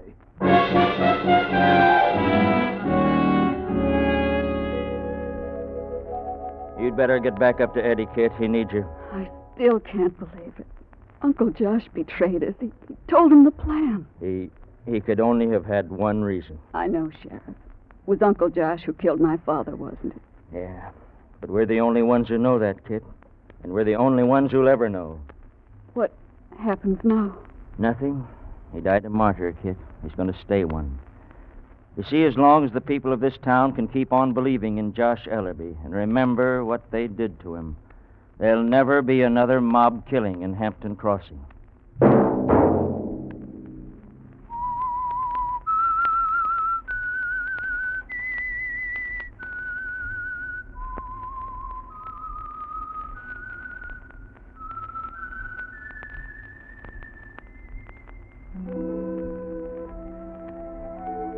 Let that whistle be your signal for the Signal Oil program, The Whistler, each Monday at this same time.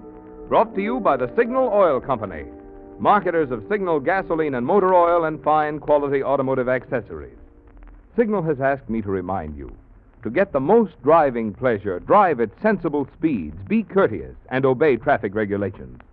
It may save a life, possibly your own. Featured in tonight's story was Herb Butterfield. The Whistler was produced by George W. Allen with story by Joel Malone and Harold Swanton, music by Wilbur Hatch, and was transmitted to our troops overseas by the Armed Forces Radio Service. This is Marvin Miller speaking for the Signal Oil Company. This is CBS, the Columbia Broadcasting System.